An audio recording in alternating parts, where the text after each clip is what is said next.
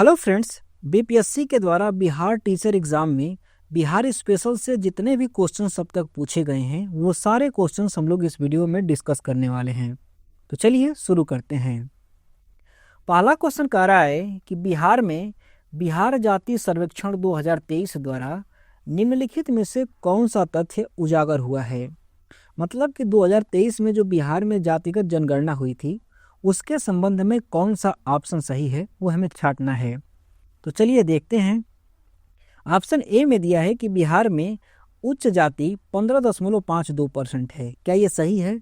हाँ, बिल्कुल सही है, क्योंकि इसी जनगणना से पता चला था कि बिहार में जो जनरल कास्ट है वो 15.52% है। मतलब कि जो ऑप्शन ए में दिया है ये सही दिया हुआ है। ऑप्शन बी को देखिए, इसमें दिया है कि बिहार में अनुसूचित जनजाति 21.33% है। क्या ये भी सही है? हाँ, बिल्कुल सही बात है, क्योंकि इसी सर्वेक्षण से पता चला था कि बिहार में जो अनुसूचित जाति है इनका परसेंटेज जो है वो 19.65% है। कितना है? 19.65% है। और बिहार में जो अनुसूचित जनजाति है ये कितना परसेंट है? तो ये है 1.68%। कितना है? 1.68%। अगर आप इन दोनों को जोड़ेंगे तो ये हो जाएगा 21.33%। मतलब कि जो ऑप्शन बी में दिया है ये भी सही दिया हुआ है। ऑप्शन सी को देखिए, इसमें दिया है कि बिहार में पिछड़ी जाति 63.14% है। क्या ये भी सही है? हाँ, बिल्कुल सही है, क्योंकि इसी जनगणना से पता चला था कि बिहार में पिछड़ी जाति जो है वो 63.14% है। मतलब कि जो ऑप्शन सी है ये भी सही दिया हुआ है। मतलब कि ऑप्शन ए, बी और सी तीनों के तीनों सही हैं। इसीलिए उपयुक्त में से एक से अधिक वाला जो ऑप्शन डी है ये बिल्कुल सही होगा।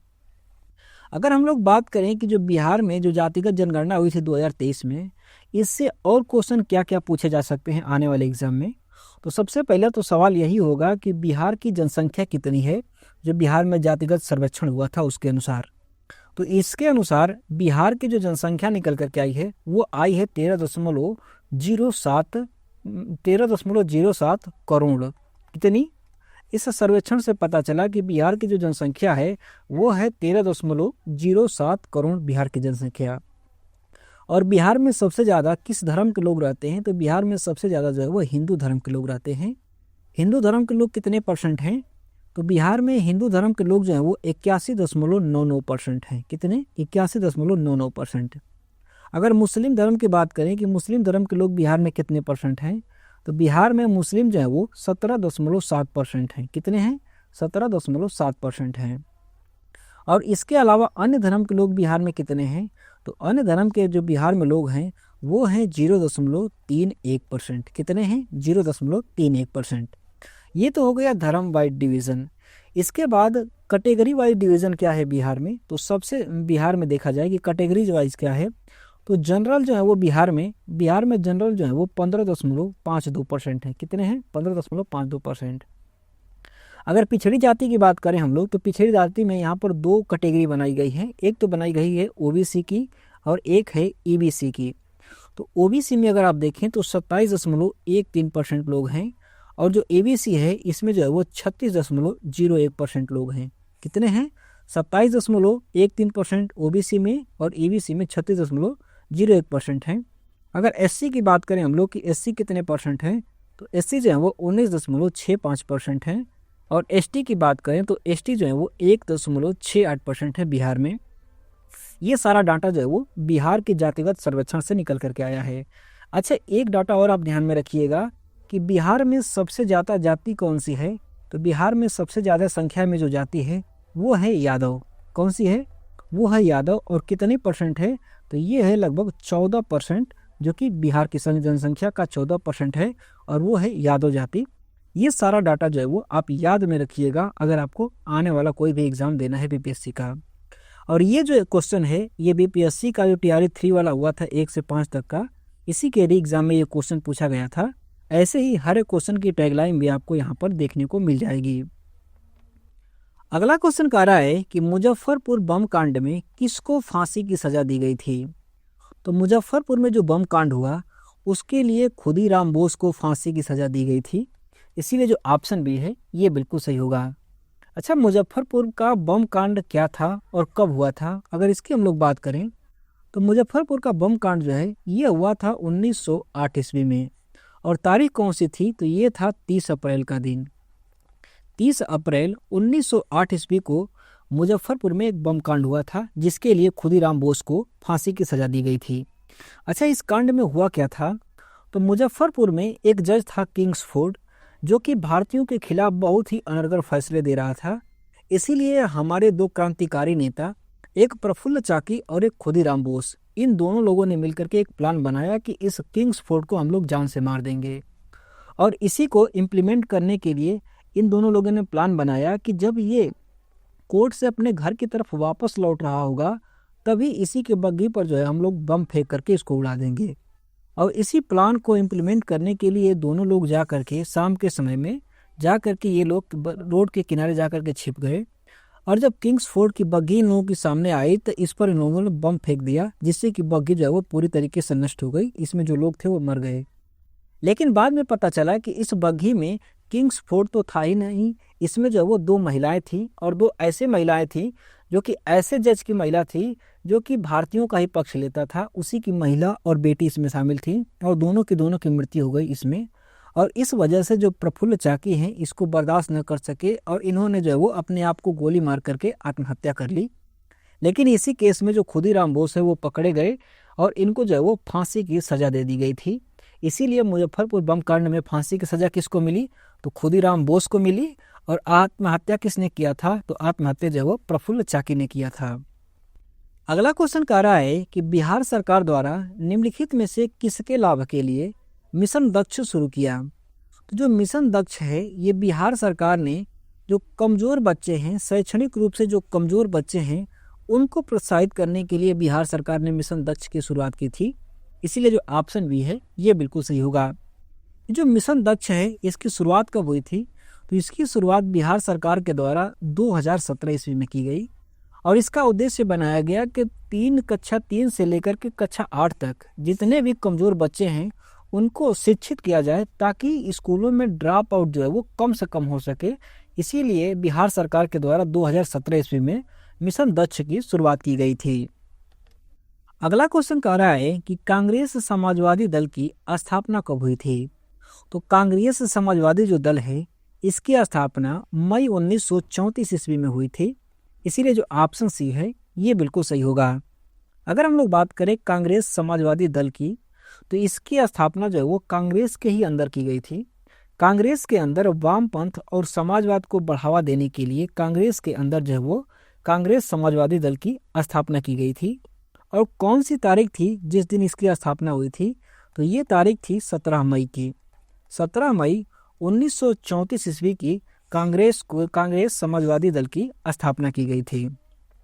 और इसके संस्थापक सदस्य कौन कौन थे, तो संस्थापक सदस्यों में इनके 3 प्रमुख लोग थे। कौन कौन, तो एक थे जयप्रकाश नारायण, एक थे जयप्रकाश नारायण, और दूसरे थे राम मनोहर लोहिया, और तीसरे थे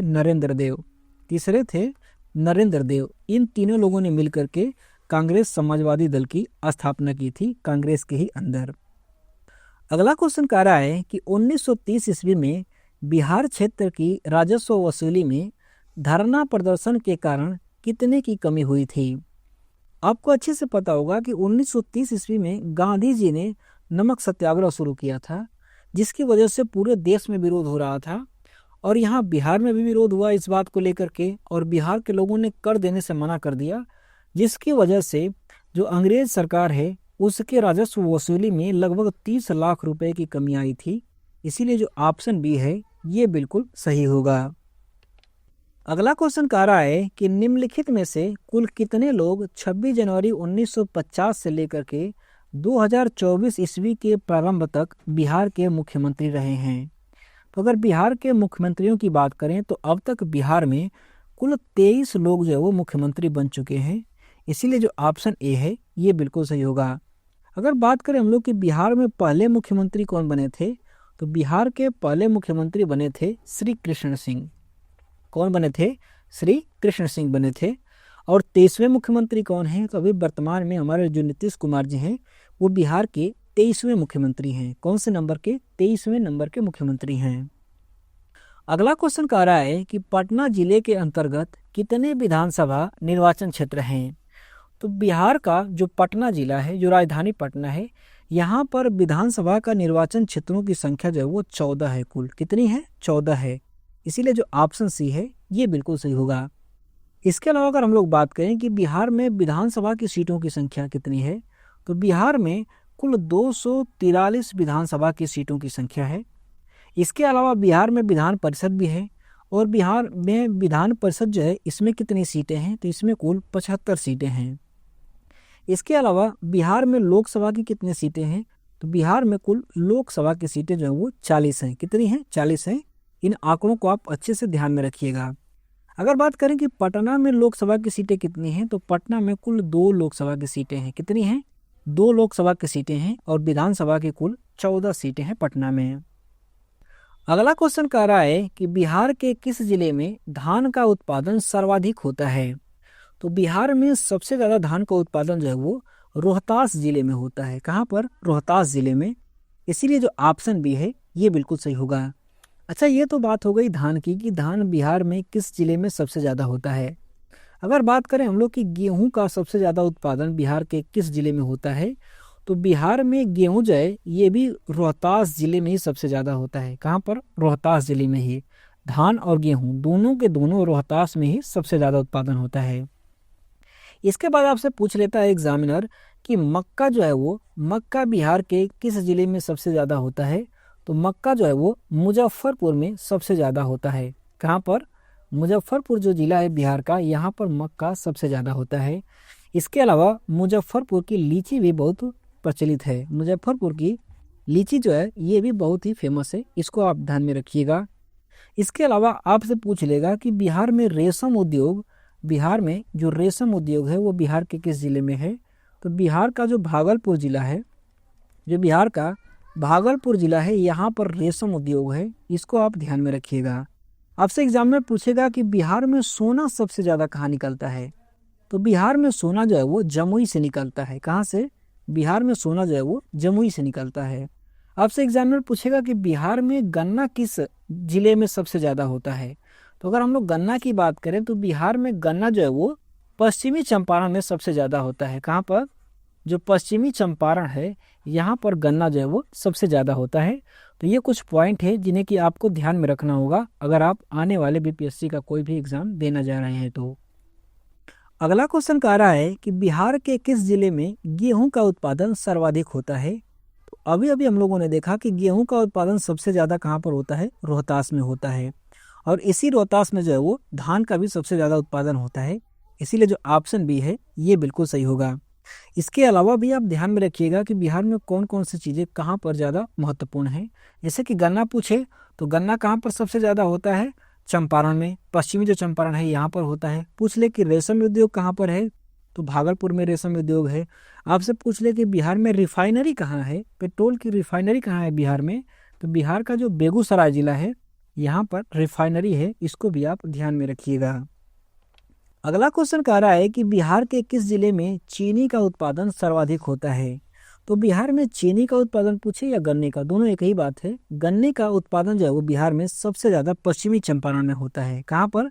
पश्चिमी चंपारण में होता है। इसीलिए जो ऑप्शन बी है ये बिल्कुल सही होगा।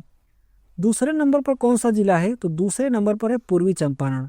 जो पूर्वी चंपारण है यहाँ पर भी गन्ने का उत्पादन होता है, लेकिन सबसे ज़्यादा जो है वो पश्चिमी चंपारण में होता है। कहाँ पर? पश्चिमी चंपारण में होता है। अगला क्वेश्चन कह रहा है कि पटना कॉलेज कब स्थापित हुआ था? तो पटना में जो कॉलेज है पटना कॉलेज, इसकी स्थापना हुई थी 1863 ईस्वी में। इसीलिए जो ऑप्शन बी है ये बिल्कुल सही होगा। अगर एग्जैक्ट डेट की बात करें कि किस तिथि को पटना कॉलेज की स्थापना हुई थी, तो पटना कॉलेज की जो स्थापना है वो हुई थी 9 जनवरी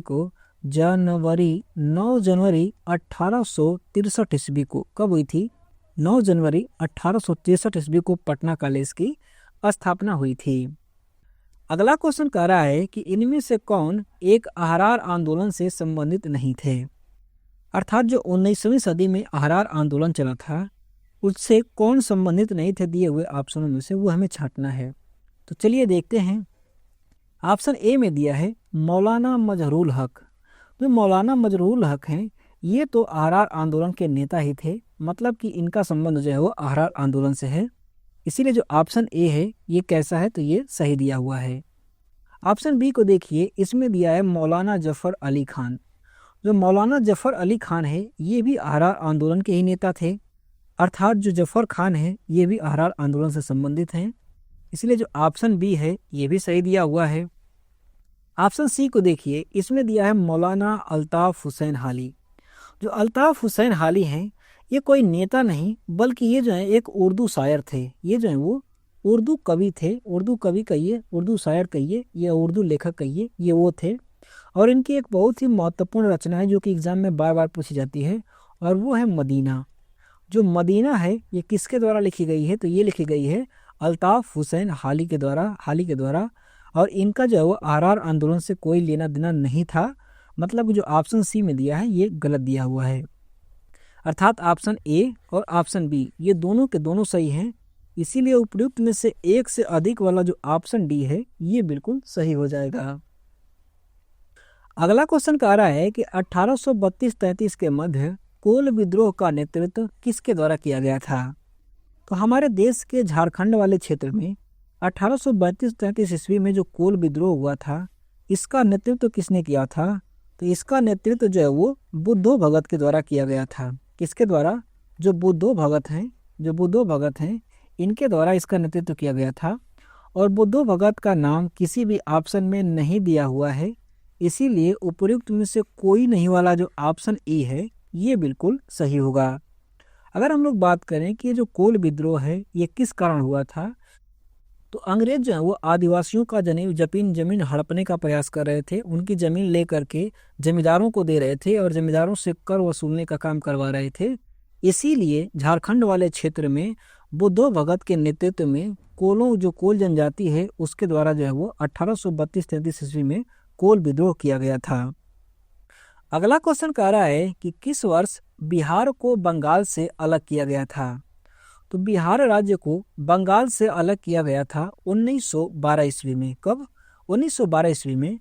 और 1912 किसी भी ऑप्शन में नहीं दिया हुआ है, इसीलिए उपयुक्त में से कोई नहीं वाला जो ऑप्शन ई है ये बिल्कुल सही हो जाएगा। अगर हम लोग बिहार और बंगाल की बात करें तो 1912 से पहले जो बिहार है वो बंगाल का ही एक हिस्सा हुआ करता था। लेकिन तिथि आई 22 मार्च 1912 ईस्वी को, और इस दिन जो है वो बंगाल को काट करके इसके एक हिस्से को बिहार राज्य बना दिया गया। कौन सा राज्य, बिहार राज्य बना दिया गया। और इस तरीके से 22 मार्च 1912 ईस्वी को बिहार राज्य की स्थापना हुई, और इसीलिए बिहार सरकार के द्वारा 22 मार्च को स्थापना दिवस भी मनाया जाता है। लेकिन बात करें कि बिहार जो है ये जैसा बंगाल से काट करके 22 मार्च 1912 ईस्वी को बना था वैसा आज नहीं है, इसका भी विभाजन जो है वो हो चुका है। तो अगला विभाजन अगर हम लोग बात करें तो बिहार का अगला विभाजन जो है वो 1 अप्रैल को हुआ था। 1 अप्रैल 1936 ईस्वी को बिहार का अगला विभाजन हुआ, और बिहार का जो नीचे वाला भाग था इसको काट करके ओडिशा बना दिया गया। क्या बना दिया गया, ओडिशा राज्य बना दिया गया। अर्थात ओडिशा जो राज्य है इसकी स्थापना 1 अप्रैल 1936 ईस्वी को बिहार राज्य से काट करके की गई थी। लेकिन आज भी जो बिहार की स्थिति है, जो बिहार का क्षेत्र है वो 1936 वाला नहीं है, बल्कि बिहार राज्य को 2000 ईस्वी में भी काट करके एक राज्य बना दिया गया। वो दिन आया था 15 नवंबर 2000 ईस्वी का। और इस दिन क्या हुआ कि बिहार का नीचे वाला जो हिस्सा है इसको काट करके झारखंड राज्य बना दिया गया। कौन सा, इसको जो काट करके झारखंड राज्य बना दिया गया। अर्थात जो झारखंड राज्य है इसकी स्थापना 15 नवंबर 2000 ईस्वी को बिहार से काट करके की गई थी। अर्थात वर्तमान में जो बिहार का क्षेत्र है ये वास्तविक रूप से 15 नवंबर 2000 ईस्वी को निर्मित हुआ है। कब निर्मित हुआ, 15 नवंबर 2000 ईस्वी को। लेकिन बिहार राज्य की स्थापना जो है वो 22 मार्च 2012 ईस्वी को ही हो गई थी। अगला क्वेश्चन कह रहा है कि बिहार सौर ऊर्जा सिंचाई योजना निम्नलिखित में से किस वर्ष आरंभ की गई थी। तो बिहार सौर ऊर्जा सिंचाई योजना जो है वो बिहार सरकार के द्वारा 2008 ईस्वी में शुरू की गई थी, इसीलिए जो ऑप्शन ए है ये बिल्कुल सही होगा। अच्छा, बिहार सौर ऊर्जा सिंचाई योजना क्या है? तो ये योजना इसलिए बनाई गई ताकि जो किसान लोग हैं वो सौर ऊर्जा के माध्यम से खेतों की सिंचाई कर सके, इसीलिए ये जो है वो उस योजना जो है वो 2008 ईस्वी में बनाई गई थी। और अगर हम लोग बात करें कि बिहार में सबसे बड़ा सोलर ऊर्जा पावर प्लांट कहाँ पर लगा हुआ है, तो बिहार का जो मुजफ्फरपुर जिला है, जो मुजफ्फरपुर जिला है बिहार का, यहाँ पर सौर ऊर्जा का सबसे बड़ा प्लांट लगा हुआ है। यहाँ से जो है वो 2 मेगावाट का जो है वो उत्पादन होता है सौर ऊर्जा का। इसको आप ध्यान में रखिएगा, ये भी क्वेश्चन जो है वो पिछली बार पूछा जा चुका है। अगला क्वेश्चन कह रहा है कि बिहार की कौन सी नदी अपना मार्ग परिवर्तित करने के लिए जानी जाती है? तो ये बिहार की बहुत ही फेमस नदी है जो कि अपना मार्ग परिवर्तित करने के लिए जानी जाती है, और वो है कोसी नदी। कौन सी है? कोसी है, इसीलिए जो ऑप्शन ए है ये बिल्कुल सही होगा।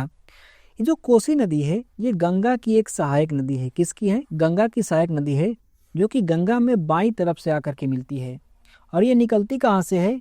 तो ये निकलती है नेपाल हिमालय से।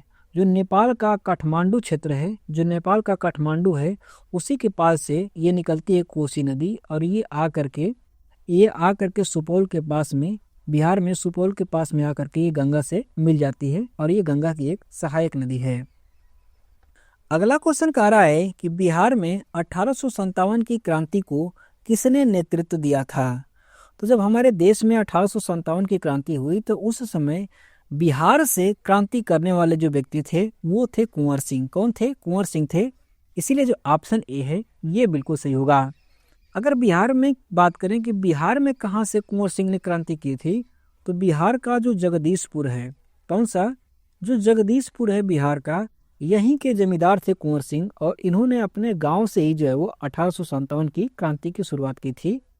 और जब इन्होंने क्रांति की शुरुआत की थी तो उस समय इनकी आयु जो है वो 70 वर्ष से ज़्यादा हो चुकी थी, लेकिन फिर भी इन्होंने 1857 की क्रांति की शुरुआत की, और इन्होंने अंग्रेज़ों का डट करके सामना किया।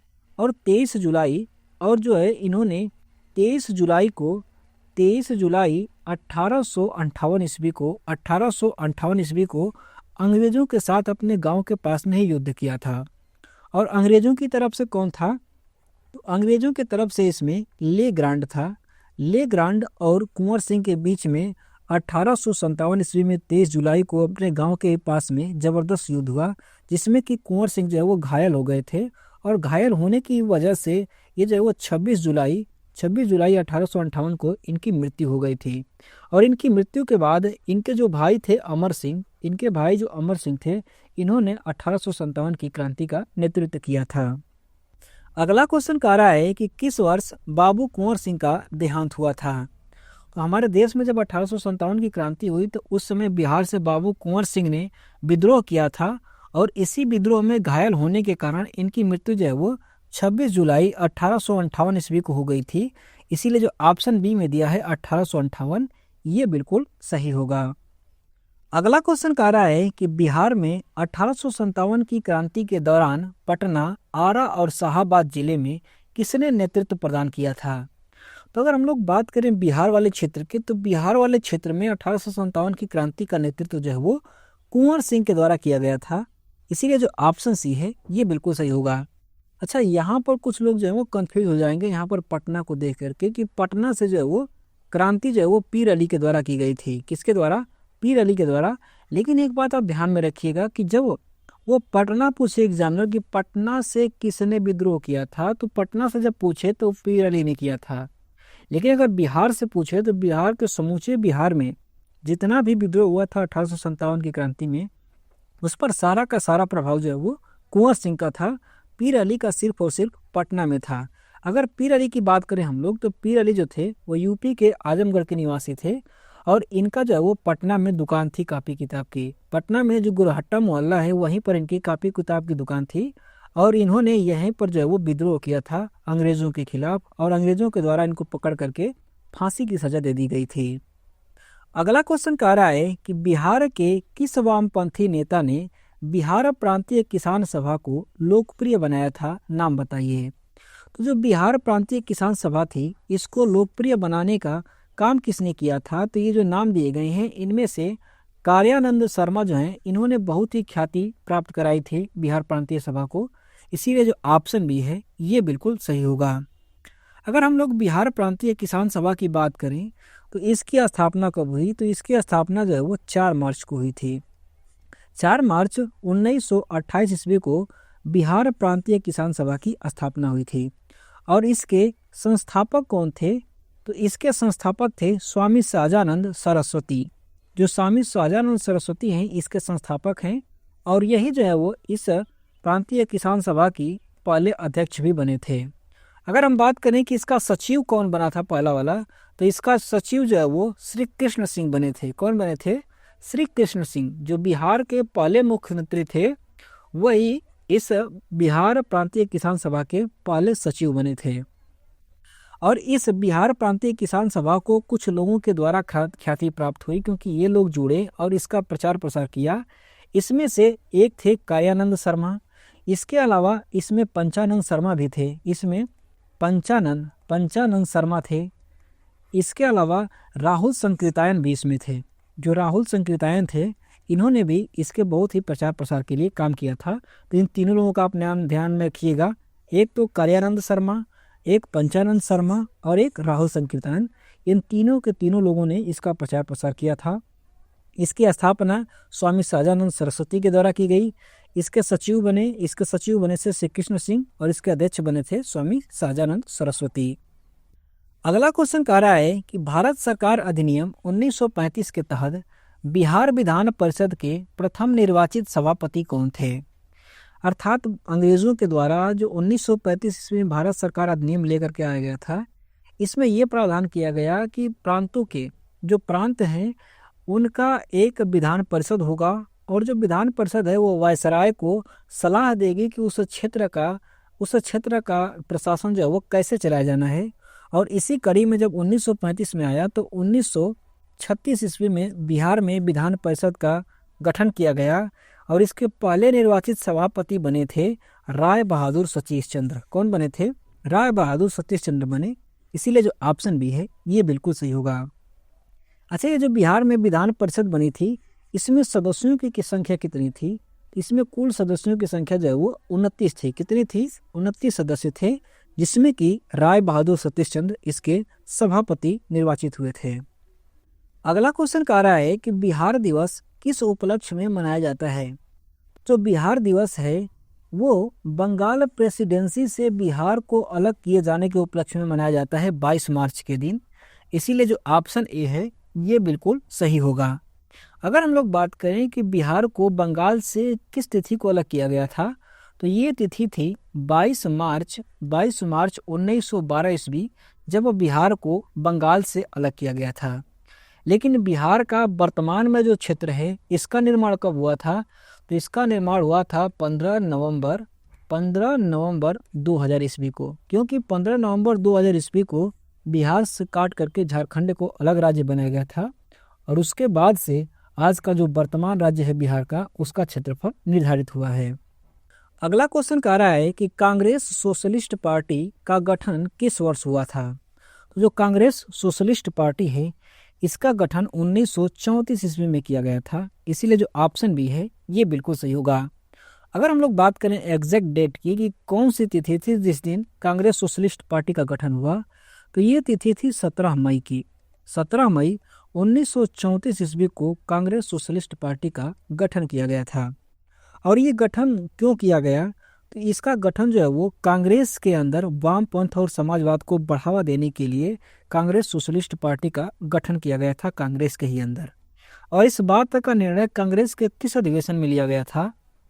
तो 1934 ईस्वी वाला जो कांग्रेस का लाहौर अधिवेशन था, इसी में निर्णय लिया गया कि कांग्रेस के अंदर सोशलिस्ट पार्टी का गठन किया जाए, ताकि कांग्रेस के अंदर वामपंथ और समाजवाद को बढ़ावा दिया जा सके।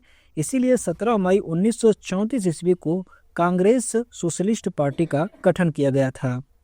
अगला क्वेश्चन कह रहा है कि बिहार के किस जिले में रेशमी वस्त्र का उत्पादन सर्वाधिक होता है। तो बिहार में रेशम का उत्पादन जो है वो भागलपुर में होता है। कहाँ पर होता है? भागलपुर में होता है। इसीलिए जो ऑप्शन ए है ये बिल्कुल सही होगा। जो बिहार का भागलपुर जिला है इसे रेशम सिटी भी कहा जाता है। क्या कहते हैं? इसको जो है वो रेशमी सिटी भी कहा जाता है, बिहार का जो भागलपुर जिला है। इसके अलावा अगर हम बात करें कि बिहार के और कौन से महत्वपूर्ण जिले हैं जिसके के उत्पादन महत्वपूर्ण है एग्जाम की दृष्टि से, तो सबसे पहली बात तो वही कि बिहार में गेहूं का उत्पादन कहाँ पर सबसे ज़्यादा होता है। तो बिहार में गेहूं का सबसे उत्पादन ज़्यादा जो है वो रोहतास में होता है। सबसे ज़्यादा धान का उत्पादन कहाँ होता है, तो ये भी रोहतास में ही होता है। अगर हम लोग बात करें कि बिहार का कौन सा जिला है जहाँ पर कि सोने का सबसे ज़्यादा भंडार है, तो वो है जमुई जिला। बिहार का जो जमुई जिला है यहाँ पर सोने का सबसे ज़्यादा भंडार है। इसके अलावा बिहार में मक्का का उत्पादन कहाँ पर सबसे ज़्यादा होता है, तो बिहार में मक्का का सबसे ज़्यादा उत्पादन जो है वो मुजफ्फरपुर में होता है। कहाँ पर, तो जो बिहार का मुजफ्फरपुर ज़िला है यहाँ पर मक्का का सबसे ज़्यादा उत्पादन होता है।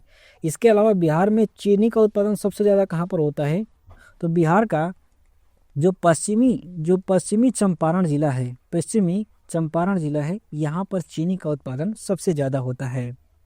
अगला क्वेश्चन कह रहा है कि किसने 1920 ईस्वी में बिहार प्रादेशिक कांग्रेस कमेटी की स्थापना की थी।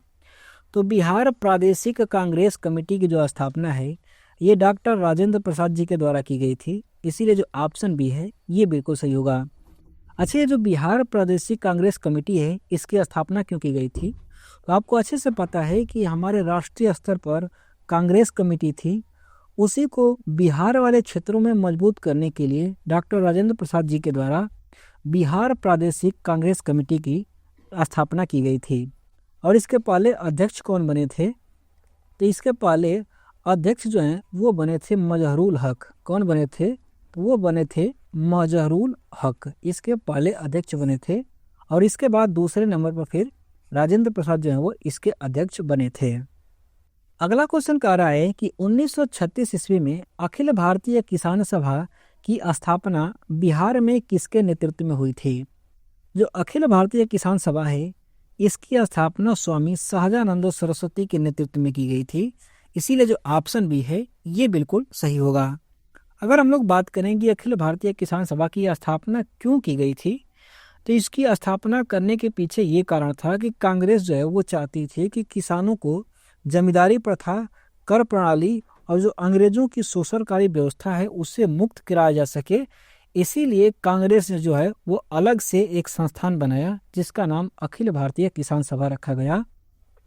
और इसकी पहली अध्यक्षता किसके द्वारा की गई थी, तो इसके पहले अध्यक्ष जो है वो स्वामी सहजानंद सरस्वती बने थे, इसको भी आप ध्यान में रखिएगा। अगर बात करें कि इसकी स्थापना किस तिथि को हुई थी, तो इसकी स्थापना जो है वो 11 अप्रैल को हुई थी। कब हुई, 11 अप्रैल 1936 ईस्वी को अखिल भारतीय किसान सभा की स्थापना की गई थी। अगला क्वेश्चन कह रहा है कि बिहार का उग्र कृषक नेता कौन थे। तो बिहार में उग्र कृषक नेता की अगर हम लोग बात करें तो ये जो ऑप्शन दिए गए हैं इनमें से स्वामी सहजानंद जो है वो इनमें से उग्र नेता थे, इसीलिए जो ऑप्शन बी है ये बिल्कुल सही होगा। और इन्हीं के अपने ही उग्रता के कारण ही कई बार इन्हें जेल भी जाना पड़ा था। इनका जो कार्य क्षेत्र है, पहले यूपी का जो पश्चिम पूर्वी इलाका है, गाजीपुर, बलिया, आजमगढ़, बनारस, ये वाला क्षेत्र हुआ करता था, लेकिन बाद में इनका क्षेत्र जो है वो पूरा विस्तार हो गया था बिहार तक, और बिहार के ये नेता हो गए थे, किसान नेता बन गए थे। अगला क्वेश्चन कह रहा है कि पद्मश्री उषा किरण खान की निम्नलिखित उपलब्धियां क्या क्या थीं। अर्थात जो बिहार की उषा किरण खान हैं इन्हें कौन कौन सी उपलब्धि मिल चुकी है, उसी के संबंध में यहाँ पर 4 कथन दिए गए हैं और हमें छांटना है कि कौन सा कथन जो है वो सही है। तो सबसे पहले अगर हम लोग बात करें उषा किरण खान की, तो ये बिहार के निवासी हैं। बिहार का जो दरभंगा जिला है उसी के मझौलिया गांव की ये निवासी हैं और ये पेशे से लेखक हैं। किस भाषा के लेखक हैं, तो ये जो है वो मैथिली भाषा की लेखक हैं। किस भाषा की, मैथिली भाषा की। चलिए देखते हैं कौन कौन से कथन इनके संबंध में सही दिए गए हैं। पहला कथन दिया है कि साहित्य अकादमी पुरस्कार इन्हें 2010 ईस्वी में दिया गया था। क्या ये सही है? हाँ, बिल्कुल सही है, क्योंकि इन्हीं की एक पुस्तक है भामती और इसी भामती के लिए इन्हें 2010 ईस्वी का साहित्य अकादमी पुरस्कार से सम्मानित किया गया था। मतलब कि जो पहला कथन है ये बिल्कुल सही दिया हुआ है। दूसरे कथन को देखिए, इसमें दिया है कि भारत भारतीय पुरस्कार इन्हें 2019 ईस्वी में दिया गया था। क्या ये सत्य है? बिल्कुल सत्य है, क्योंकि 2019 ईस्वी में भारत भारतीय पुरस्कार जो है वो उषा किरण खान को दिया गया था। इसलिए दूसरा वाला कथन भी बिल्कुल सही दिया हुआ है। तीसरे वाले कथन को देखिए, इसमें दिया है मैथिली काचही बाँस।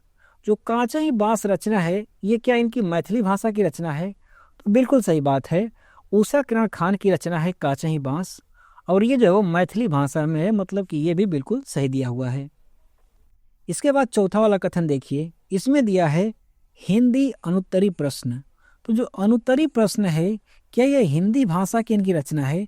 तो नहीं, ये हिंदी भाषा के नहीं, बल्कि ये जो है वो मैथिली भाषा की इनकी रचना है। किसकी, कौन सी भाषा की? मैथिली भाषा की इनकी रचना है अनुत्तरी प्रश्न। मतलब कि चौथा वाला जो कथन दिया है ये गलत दिया हुआ है, अर्थात कथन 1, 2 और 3 तीनों के तीनों सही हैं। इसीलिए उपयुक्त में से एक से अधिक वाला जो ऑप्शन डी है ये बिल्कुल सही हो जाएगा। अगला क्वेश्चन कह रहा है कि बिहार में बहावियों की गतिविधियों का मुख्य केंद्र कौन सा था? तो बिहार में बहावियों की अगर बात करें तो इनका मुख्य केंद्र जो था वो था पटना शहर। कौन सा था? पटना। इसीलिए जो ऑप्शन सी है ये बिल्कुल सही होगा। अच्छा, बहावी क्या थे? तो बहावी जो है वो बहावी आंदोलन के जो नेता थे उन्हीं लोगों को बहावी कहा जाता है। अब ये बहावी आंदोलन क्या है? तो अगर हम लोग बहावी आंदोलन की बात करें तो जो बहावी आंदोलन है ये 19वीं सदी में हमारे देश में एक आंदोलन चला था। और ये आंदोलन किस लिए चला था?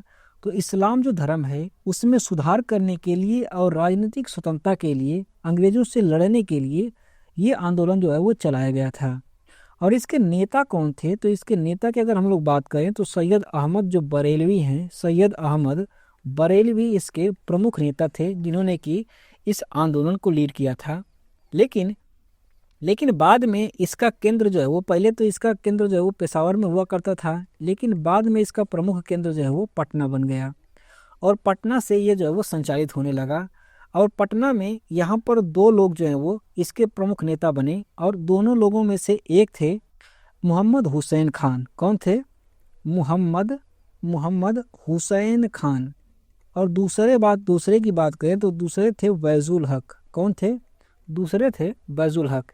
ये दो लोग जो हैं वो पटना के प्रमुख बहावी नेता बन गए थे, और अंग्रेज जो हैं वो इनके ऊपर षड्यंत्र का आरोप लगा करके इन दोनों लोगों को जेल में डाल दिया, ताकि जो बहावी आंदोलन है वो निष्प्रभावी हो सके। अगला क्वेश्चन कह रहा है कि निम्न में से बिहार में सबसे पुरानी नदी घाटी परियोजना कौन सी है? तो अगर हम लोग बिहार की सबसे पुरानी नदी घाटी परियोजना की बात करें या देश की सबसे पुरानी नदी घाटी परियोजना की बात करें, दोनों एक ही है, और वो है दामोदर नदी घाटी परियोजना। इसीलिए जो ऑप्शन ए है ये बिल्कुल सही होगा। अगर हम लोग बात करें कि ये जो दामोदर नदी घाटी परियोजना है जो कि एक बहुउद्देशीय परियोजना है, ये किस वर्ष बन करके तैयार हुई थी? तो ये बन करके तैयार हुई थी 1948 ईस्वी में। और ये भारत के किस राज्य में है? तो ये भारत के कुल 2 राज्यों में फैली हुई है। एक तो राज्य है बिहार राज्य, एक है बिहार राज्य और दूसरा है पश्चिम बंगाल। इन 2 राज्यों में जो है वो ये नदी घाटी परियोजना फैली हुई है। अगला क्वेश्चन कह रहा है कि किस आंदोलन के दौरान बिहार विद्यापीठ की स्थापना की गई थी? तो बिहार विद्यापीठ की स्थापना असहयोग आंदोलन के दौरान महात्मा गांधी के द्वारा की गई थी। इसीलिए जो ऑप्शन बी है ये बिल्कुल सही होगा। अगर हम लोग असहयोग आंदोलन की बात करें तो जो असहयोग आंदोलन है इसकी शुरुआत 1 अगस्त 1920 ईस्वी को महात्मा गांधी के द्वारा की गई थी। और इस आंदोलन में महात्मा गांधी ने कहा कि जितने भी भारतीय लोग अंग्रेजों का सहयोग कर रहे हैं उनके कामों में, वो सारा का सारा सहयोग छोड़ दें। और इसी वजह से पूरे देश में जितने भी लोग अंग्रेजों के साथ काम करते थे सब लोगों ने काम छोड़ दिया। जितने बच्चे अंग्रेजों के स्कूल कॉलेजों में पढ़ा करते थे सारे बच्चों ने जो है वो अपने स्कूल कॉलेज छोड़ दिया। और इसी कड़ी में जो पटना के बच्चे थे इन लोगों ने भी अपना कॉलेज छोड़ दिया। लेकिन जब महात्मा गांधी इस असहयोग आंदोलन के दौरान 1921 ईस्वी में बिहार में पहुंचे, बिहार की राजधानी पटना, तो इनको पता चला कि पटना के जो बच्चे हैं इन लोगों ने अपना कॉलेज छोड़ दिया है, जिससे इनकी पढ़ाई जो है वो बाधित हो गई है। लेकिन पढ़ाई बाधित नहीं होनी चाहिए, इसीलिए महात्मा गांधी ने 6 फरवरी 1921 ईस्वी को बिहार की राजधानी पटना में बिहार विद्यापीठ की इन्होंने स्थापना की थी। अगला क्वेश्चन कह रहा है कि पटना महिला विद्यालय कब स्थापित हुआ था? तो पटना महिला विद्यालय जो है ये स्थापित हुआ था 1940 ईस्वी में, इसीलिए जो ऑप्शन बी है ये बिल्कुल सही होगा। अच्छा, ये जो पटना महिला विद्यालय है इसकी स्थापना किसके द्वारा की गई थी? तो पटना महिला विद्यालय जो है इसकी स्थापना हमारे देश में जो कैथोलिक मिशनरी चल रही थी, जो हमारे देश में कैथोलिक मिशनरीज थी, इनके द्वारा इसकी स्थापना की गई थी। हमारे देश में जो मिशनरीज आई थी इन्होंने अपना एक संस्थान बनाया था जिसका नाम था sisters of charity of Jesus and Mary, और ये संस्थान जो है वो 1870 ईस्वी में ये स्थापित किया गया था। और इसी संस्थान ने बिहार की महिलाओं की शिक्षा को बढ़ाने के लिए पटना में महिला विद्यालय की स्थापना की थी। और ये महिला विद्यालय जो है वो इसका संचालन भी इसी संस्थान के द्वारा चलाया जाता था। लेकिन जब हमारा देश आज़ाद हुआ, जब देश आज़ाद हो गया तो पटना विश्वविद्यालय का एक अंग बना दिया गया है इस पटना महिला विद्यालय को। अगला क्वेश्चन कह रहा है कि बिहार के किस जिले में गन्ना का उत्पादन सर्वाधिक होता है? तो बिहार में सबसे ज़्यादा गन्ने का उत्पादन जो है वो मुजफ्फरपुर में होता है, इसीलिए जो ऑप्शन बी है ये बिल्कुल सही होगा। अच्छा, मुजफ्फरपुर में मक्का का उत्पादन सबसे ज़्यादा होता है, इसके अलावा किस चीज़ का उत्पादन होता है? तो मुजफ्फरपुर जो है वो लीची के लिए भी बहुत फेमस है। यहाँ पर लीची भी बड़ी मात्रा में उत्पादन होता है मुजफ्फरपुर में। इसके अलावा अगर आपसे पूछ ले कि गेहूं का उत्पादन बिहार में कहाँ पर सबसे ज़्यादा होता है, तो गेहूं का सबसे ज़्यादा उत्पादन जो है वो रोहतास में होता है। कहाँ पर? रोहतास में होता है। इसके अलावा अगर आपसे पूछ ले कि धान की खेती बिहार में सबसे ज़्यादा कहाँ पर होती है, तो धान भी जो है वो रोहतास में ही होता है। इसके अलावा आपसे पूछेगा कि बिहार में गन्ना सबसे ज़्यादा कहाँ पर होता है, तो बिहार में गन्ना जो है वो पश्चिमी चंपारण में होता है। कहाँ पर? जो पश्चिमी चंपारण है यहाँ पर गन्ना जो है वो सबसे ज़्यादा होता है बिहार में। इसके अलावा आपसे पूछेगा कि बिहार में रेशम उद्योग कहाँ पर है, तो बिहार में रेशम उद्योग जो है वो भागलपुर में है। कहाँ पर? जो बिहार का भागलपुर है इसको जो है वो रेशम सिटी कहा जाता है, क्योंकि यहाँ पर रेशम जो है वो बहुत ज़्यादा होता है। इसके अलावा आपसे एग्जामिनर पूछ सकता है कि बिहार में सोना कहाँ पर सबसे ज़्यादा पाया जाता है, तो बिहार में सोना जो है वो बिहार के जमुई जिले में सबसे ज़्यादा पाया जाता है। कहाँ पर? जमुई जिले में पाया जाता है। अगला क्वेश्चन कह रहा है कि 1857 के विद्रोह के नेता कुंवर सिंह किस स्थान से संबंधित है? तो जो कुंवर सिंह हैं ये बिहार के जगदीशपुर से संबंधित है। कहाँ से? जगदीशपुर से, इसीलिए जो ऑप्शन बी है ये बिल्कुल सही होगा। हमारे देश में जब 1857 की क्रांति हुई थी तो उस समय बिहार का जो भोजपुर जिला है इसी के जगदीशपुर के एक जमींदार थे कुंवर सिंह, इन्होंने 1857 के समय में यहाँ से विद्रोह किया था। इसीलिए कुंवर सिंह का किससे संबंध होगा, तो इनका संबंध जो है वो जगदीशपुर से होने वाला है। अगला क्वेश्चन कह रहा है कि थावे महोत्सव 2023 का आयोजन स्थल क्या है? जो थावे महोत्सव है ये बिहार में आयोजित होता है, लेकिन बिहार का कौन सा जिला है जहाँ पर ये आयोजित होता है? तो बिहार का जो गोपालगंज जिला है, बिहार का जो गोपालगंज जिला है यहाँ पर थावे महोत्सव आयोजित होता है। और गोपालगंज कहीं पर भी ऑप्शन में नहीं दिया गया है, इसीलिए उपयुक्त में से कोई नहीं वाला जो ऑप्शन ई है ये बिल्कुल सही होगा।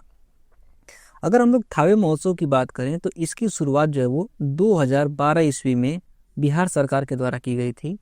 इसके पीछे उद्देश्य क्या था? तो इसके पीछे जो है वो पर्यटन को बढ़ावा देना उद्देश्य था कि बिहार में जो है वो पर्यटन को बढ़ावा दिया जा सके। और ये होता कहाँ पर है? तो ये होता है बिहार का जो गोपालगंज जिला है, गोपालगंज जिले में जो थावे दुर्गा माता का मंदिर है वहीं पर आयोजित होता है थावे महोत्सव, और ये हर साल आयोजित होने वाला एक त्यौहार है। अगला क्वेश्चन कह रहा है कि 20 जुलाई 1937 को बिहार में कांग्रेस मंत्रिमंडल का गठन प्रीमियर के रूप में किसने किया था? तो बिहार में कांग्रेस मंत्रिमंडल का गठन जो है वो 1937 में श्री कृष्ण सिन्हा के द्वारा किया गया था, इसीलिए जो ऑप्शन सी है ये बिल्कुल सही होगा। आपको अच्छे से पता होगा कि हमारे देश में 1935 ईस्वी में अंग्रेजों के द्वारा भारत शासन अधिनियम 1935 लेकर के आया गया था, और इसी के तहत प्रावधान किया गया कि भारत में जो है वो प्रांतीय स्वायत्तता लागू की जाएगी। और इसीलिए भारत के कई क्षेत्रों में जो है वो चुनाव कराए गए थे। अगर बिहार की हम लोग स्पेशली बात करें कि बिहार में जो है वो 152 सीटों पर चुनाव कराया गया था, जिसमें से कि 95 सीटें जो है वो कांग्रेस को मिली थी। और इसीलिए कांग्रेस के ही नेता थे श्री कृष्ण सिन्हा, इन्होंने जो है वो कांग्रेस मंत्रिमंडल का गठन जो है वो 20 जुलाई 1937 ईस्वी को किया था। अगला क्वेश्चन कह रहा है कि बाबू कुंवर सिंह निम्नलिखित में से किस स्थान से संबंधित हैं। तो अगर हम लोग बाबू कुंवर सिंह की बात करें तो हमारे देश में जब 1857 की क्रांति हुई थी तो उस समय बिहार वाले क्षेत्र से इस क्रांति का नेतृत्व करने वाले थे बाबू कुंवर सिंह। इसीलिए इनका संबंध किससे है, तो इनका संबंध जो है वो बिहार से होगा। और यहाँ पर ऑप्शन देखिए, ऑप्शन में दिया है आरा, भागलपुर और पटना, और ये तीनों के तीनों क्षेत्र जो है वो बिहार के क्षेत्र हैं। इसीलिए इन तीनों जगहों से संबंधित होंगे बाबू कुंवर सिंह। इसीलिए जो ऑप्शन यहाँ पर ऑप्शन डी दिया है उपरोक्त में से एक से अधिक वाला, ये बिल्कुल सही हो जाएगा। लेकिन अगर आपसे स्पेसिफिक पूछ ले कि बाबू कुंवर सिंह जो है वो बिहार में किस जगह से इन्होंने विद्रोह किया था, तो बिहार में वो जगह थी जगदीशपुर। कौन सी? जगदीशपुर जगह थी जहाँ से कि बाबू कुंवर सिंह ने विद्रोह किया था। लेकिन जगदीशपुर के आसपास जितने भी क्षेत्र हैं, पटना, भागलपुर, आरा, इन सारी जगहों पर इनका प्रभाव था। मतलब कि बिहार से नेतृत्व करने वाले जो थे वो थे बाबू कुंवर सिंह। लेकिन पटना से अगर आपसे पूछ ले स्पेसिफिक तौर पर, तो पटना से एक और बहुत ही महत्वपूर्ण नाम है, और वो नाम है पीर अली का। जो पीर अली हैं, इन्होंने पटना से विद्रोह किया था, लेकिन इनको पकड़ करके अंग्रेजों के द्वारा इन्हें फांसी की सजा दे दी गई थी।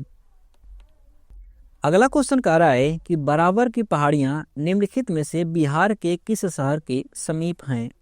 तो बराबर की पहाड़ियां अगर हम लोग बात करें तो बराबर की जो पहाड़ियां हैं वो बिहार के मकसूदनपुर के पास में है। कहाँ पर? मकसूदनपुर के पास में है। इसीलिए जो ऑप्शन ए है ये बिल्कुल सही होगा। अगर हम बात करें कि मकसूदनपुर कहाँ पड़ता है, तो ये पड़ता है बिहार का जो जहानाबाद जिला है, यहाँ पर पड़ता है मकसूदनपुर, और यहीं पर है बराबर की पहाड़ियाँ। अगर हम बात करें इन बराबर की पहाड़ियों की खूबसूरती के बारे में, तो इस बराबर की पहाड़ियों में 4 गुफाएं हैं, और ये चारों की चारों जो गुफाएं हैं ये सम्राट अशोक के द्वारा बनवाई गई थी। कभी कभी आपको नाम देखने को भी मिल जाता है, इसके नाम भी पूछ लिए जाते हैं कि ये कौन कौन सी गुफाएं जो है वो बराबर की पहाड़ियों में हैं। तो इनके नाम की बात करें तो एक पहली जो गुफा है इसको कहा जाता है कर्ण गुफा। क्या है? कर्ण गुफा। दूसरी जो गुफा है इसका नाम है सुदामा गुफा। क्या नाम है? सुदामा गुफा। तीसरी जो गुफा है इसका नाम है लोमर्षि गुफा। क्या है? लोम ऋषि गुफा जो है वो तीसरी गुफा है। और चौथी गुफा जो है वो है विश्व झोपड़ी। कौन सी है? विश्व झोपड़ी। ये जो है वो 4 गुफाएं जो है वो इस बराबर की पहाड़ियों में है, जिसका निर्माण जो है वो अशोक सम्राट के द्वारा कराया गया था। एक क्वेश्चन और पूछ लिया जाता है कि जो बराबर की पहाड़ियां में गुफाएं हैं ये किस संप्रदाय के लोगों के द्वारा उपयोग में लाई गई थी। तो इसका उपयोग जो है वो ध्यान में रखिएगा, इसका उपयोग जो है वो आजीवक संप्रदाय के लोगों के द्वारा किया गया था। जो आजीवक संप्रदाय के लोग हैं इनके द्वारा इसका उपयोग किया गया था। अगर आजीवक की बात करें तो ये संप्रदाय जो है वो उस समय जो बौद्ध धर्म और जैन धर्म चल रहा था उसका ये विरोध करने वाला संप्रदाय था। इसको भी आप ध्यान में रखिएगा। अगला क्वेश्चन कह रहा है कि बिहार के निम्नलिखित जिलों को उत्तर से दक्षिण दिशा में व्यवस्थित कीजिए। तो यहाँ पर 4 जिले दिए हैं, शिवहर, वैशाली, नालंदा और नवादा। इनका अगर आप क्रम देखेंगे तो ठीक क्रम जो है वो यही वाला है जो कि दिया गया है, क्योंकि सबसे ऊपर पड़ता है शिवहर, उसके नीचे है वैशाली, वैशाली के नीचे नालंदा है, नालंदा के नीचे जो है वो नवादा है। इसको आप मैप में यहाँ पर देखिए, मैप में देखेंगे तो आपको शिवहर यहाँ पर देखने को मिलेगा, वैशाली आपको यहाँ पर देखने को मिलेगा, नालंदा जो है वो आपको यहाँ पर देखने को मिलेगा, और नवादा जो है वो आपको यहाँ पर देखने को मिलेगा। तो यहाँ पर देखिए तो ये ठीक बिल्कुल जो है वो क्रम में ही दिए गए हैं। सबसे ऊपर शिवहर है, उसके बाद वैशाली, उसके बाद नालंदा और उसके बाद नवादा। तो ये बिल्कुल क्रम में दिए गए हैं। अर्थात इनका क्रम कौन सा होगा, तो इनका क्रम होगा 1, 2, 3 और 4, और ये दिया है ऑप्शन बी में। इसीलिए जो ऑप्शन बी है ये बिल्कुल सही होगा। अगला क्वेश्चन कह रहा है कि त्रिवेणी नहर पश्चिमी चंपारण में किस स्थान से पानी की आपूर्ति लेती है। तो बिहार में जो त्रिवेणी नहर है ये पश्चिमी चंपारण में जो भैंसा लोटन जगह है यहाँ से पानी की आपूर्ति लेती है। इसीलिए जो ऑप्शन ए है ये बिल्कुल सही होगा। अगर हम बात करें त्रिवेणी नहर की, तो जो त्रिवेणी नहर है ये कौन सी नदी पर बनी हुई है, तो ये बनी हुई है गंडक नदी पर। जो गंडक नदी है इसी पर जो भैंसा लोटन नामक जगह है, यहीं से जो है वो गंडक नदी से त्रिवेणी नहर निकलती है। और अगर हम लोग बात करें गंडक नदी की, तो जो गंडक नदी है ये गंगा की एक सहायक नदी है। किसकी? तो गंगा की ये एक सहायक नदी है। इसी को नारायणी नदी भी कहा जाता है। ये जो त्रिवेणी नहर है इसका निर्माण किस वर्ष हुआ था? तो इसका निर्माण जो है वो 1909 में हुआ था। इससे लाभान्वित होने वाले क्षेत्र कौन कौन से हैं? तो इससे लाभान्वित होने वाले 3 क्षेत्र हैं। एक तो बिहार है, दूसरा यूपी है, इसके अलावा नेपाल जो है वो नेपाल भी इससे लाभान्वित होता है। मतलब कि 3 क्षेत्र, बिहार, यूपी और नेपाल, 3 क्षेत्र जो है वो इस त्रिवेणी नहर से लाभान्वित होने वाले क्षेत्र हैं। अगला क्वेश्चन कह रहा है कि बिहार के सोमेश्वर श्रेणी की ऊंचाई क्या है? तो बिहार में जो सोमेश्वर श्रेणी है इसकी ऊंचाई है 875 मीटर। इसीलिए जो ऑप्शन ए है ये बिल्कुल सही होगा। अगर हम लोग बात करें सोमेश्वर श्रेणी की, तो जो सोमेश्वर श्रेणी है ये बिहार के किस जिले में है? तो बिहार का जो पश्चिमी चंपारण है यहाँ पर स्थित है ये सोमेश्वर श्रेणी। और ये किस लिए प्रसिद्ध है? तो यह जो है वो पर्यटन के लिए प्रसिद्ध है, क्योंकि यहाँ पर प्राकृतिक और सांस्कृतिक चीज़ें जो है वो सम्मिलित रूप से देखने को मिलती हैं। इसीलिए ये पर्यटन के लिए प्रसिद्ध है और इसकी ऊंचाई जो है वो 875 मीटर है। अगला क्वेश्चन कह रहा है कि बिहार में सर्वाधिक वर्षा कहाँ पर होती है? तो बिहार में सबसे ज़्यादा वर्षा जो है वो बिहार के किशनगढ़ जिले में होती है। इसीलिए जो ऑप्शन बी है ये बिल्कुल सही होगा। अगर बात करें कि यहाँ पर कितनी वर्षा होती है, तो यहाँ पर जो है वो 2200 सेमी से भी ज़्यादा बरसात होती है बिहार के किशनगढ़ में। अगर बिहार के मैप में आप देखें तो अच्छी तरीके से समझ में आएगा कि कहाँ पर सबसे ज़्यादा बरसात हुई और कहाँ पर सबसे कम। तो अगर बिहार के मैप को अगर हम लोग इस तरीके से 4 भागों में बांट दें, तो ये जो आपको जो ये पूरब उत्तर वाला क्षेत्र दिख रहा है यहाँ पर बरसात बिहार में ज़्यादा होती है। और ये जो दक्षिण वाला दिख रहा है आपको, दक्षिण पश्चिम वाला जो क्षेत्र दिख रहा है ये वाला, यहाँ पर बरसात जो है वो सबसे कम होती है। सबसे बरसात ज़्यादा कहाँ पर होती है? तो ये यहाँ पर होती है किशनगढ़ में, किशनगंज में। कहाँ पर? किशनगंज में होती है। यहाँ पर कितनी होती है? तो यहाँ पर लगभग जो है वो औसतन 2200 सेंटीमीटर की बरसात यहाँ पर होती है। और ये वाले जो क्षेत्र हैं यहाँ पर कम बरसात देखने को मिलती है बिहार में। अगला क्वेश्चन कह रहा है कि बिहार का कौन सा नगर या जिला रेशम वस्त्र उत्पादन के लिए प्रसिद्ध है? तो बिहार में रेशम वस्त्र का उत्पादन जो है वो बिहार के भागलपुर जिले से होता है। इसीलिए जो ऑप्शन ए है ये बिल्कुल सही होगा। चूँकि भागलपुर में सबसे ज़्यादा रेशम का उत्पादन होता है, इसीलिए भागलपुर को रेशम सिटी भी कहा जाता है। क्या कहा जाता है? इसको जो है वो रेशम सिटी भी कहा जाता है। इसके अलावा कई सारी चीज़ें जो है वो बिहार में महत्वपूर्ण रूप से होती हैं और उनसे एग्जाम में आपको क्वेश्चन देखने को मिलता है। जैसे कि एग्जामिनर आपसे पूछ लेगा कि बिहार में सोना सबसे ज़्यादा कहाँ पर उत्पादन होता है? तो बिहार में सबसे ज़्यादा सोना जो है वो जमुई से निकलता है। कहाँ से निकलता है? जमुई से निकलता है। आपसे पूछेगा कि बिहार में रिफाइनरी कहाँ पर है? रिफाइनरी कौन सी रिफाइनरी? तो जो रिफाइनरी होती है पेट्रोल वाली, जो पेट्रोल वाली रिफाइनरी होती है उसको पूछेगा कि बिहार में रिफाइनरी कहाँ पर है? तो बिहार का जो बेगूसराय ज़िला है, जो बिहार का बेगूसराय ज़िला है यहाँ पर पेट्रोल रिफाइनरी स्थित है। इसके अलावा पूछेगा कि बिहार में सीमेंट कहाँ पर सबसे ज़्यादा बनता है? तो बिहार में सीमेंट जो है वो रोहतास में बनता है। कहाँ पर? जो रोहतास ज़िला है बिहार का, यहाँ पर जो है वो सीमेंट उद्योग स्थापित है। इसके अलावा आपसे पूछेगा कि बिहार में धान और गेहूं कहाँ पर सबसे ज़्यादा होता है? तो धान और गेहूं दोनों के दोनों जो हैं वो रोहतास में ही सबसे ज़्यादा होते हैं। आपसे पूछेगा कि गन्ना कहाँ पर सबसे ज़्यादा होता है? तो बिहार का जो पश्चिमी चंपारण जिला है यहाँ पर गन्ना या चीनी का ये सबसे ज़्यादा उत्पादन होता है। अगला क्वेश्चन कह रहा है कि प्यार का पौधा अभियान बिहार सरकार द्वारा कब प्रारंभ किया गया था? तो जो प्यार का पौधा अभियान है इसको बिहार सरकार ने 2020 ईस्वी में शुरू किया था। और कब शुरू किया? तो वैलेंटाइन डे के दिन इसकी शुरुआत हुई थी, अर्थात 14 फरवरी 2020 ईस्वी को प्यार का पौधा अभियान की शुरुआत हुई थी। इसीलिए जो ऑप्शन सी है ये बिल्कुल सही होगा। अच्छा, प्यार का पौधा अभियान जो है वो इसकी शुरुआत क्यों की गई थी? तो इसकी शुरुआत इसलिए की गई ताकि प्रदेश में पौधे रोपण को बढ़ावा दिया जा सके। इसके लिए इसकी शुरुआत की गई थी 14 फरवरी 2020 ईस्वी को। अगला क्वेश्चन कह रहा है कि बिहार के किस जिले की साक्षरता दर सबसे कम है? तो बिहार में सबसे कम साक्षरता दर आपको देखने को मिलती है पूर्णिया में। कहाँ पर? पूर्णिया की सबसे कम साक्षरता दर है, इसीलिए जो ऑप्शन बी है ये बिल्कुल सही होगा। अगर बात करें कि पूर्णिया के कितने परसेंट जो लोग हैं साक्षर हैं, तो यहाँ पर 51.08% ही लोग केवल सिर्फ और सिर्फ यहाँ पर साक्षर हैं। इसके अलावा एक क्वेश्चन और आपसे पूछा जाएगा कि बिहार में सबसे अधिक साक्षरता दर कहाँ पर है।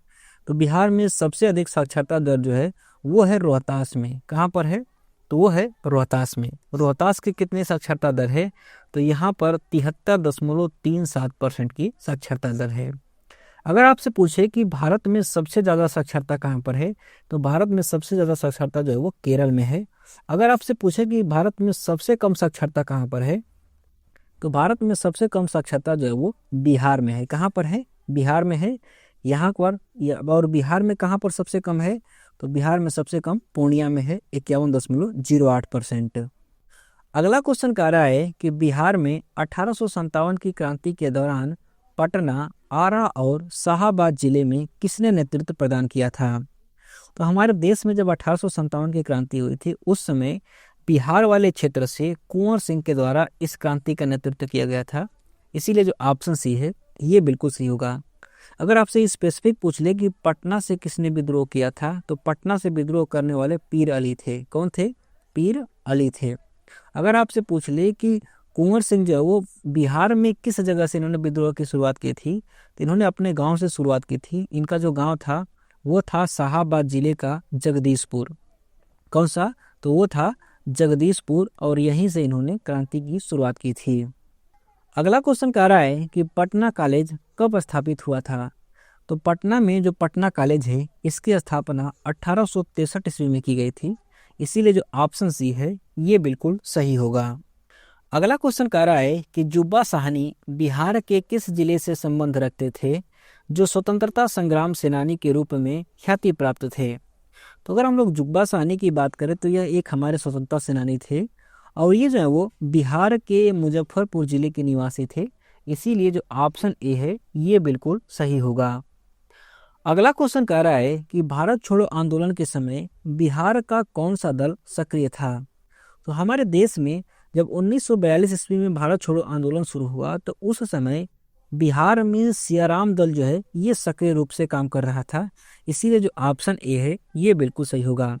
अगर हम लोग बात करें सियाराम दल की कि ये सियाराम दल जो है वो बिहार में कहाँ पर सक्रिय था, तो बिहार में जो भागलपुर जिला है यहाँ पर ये सक्रिय रूप से काम कर रहा था। और इसके नेता कौन थे, अर्थात इसका नेतृत्व किसके द्वारा किया जा रहा था? तो इसका नेतृत्व जो है वो सियाराम सिंह के द्वारा किया जा रहा था। किसके द्वारा? जो सियाराम सिंह हैं इनके द्वारा इसका नेतृत्व किया जा रहा था।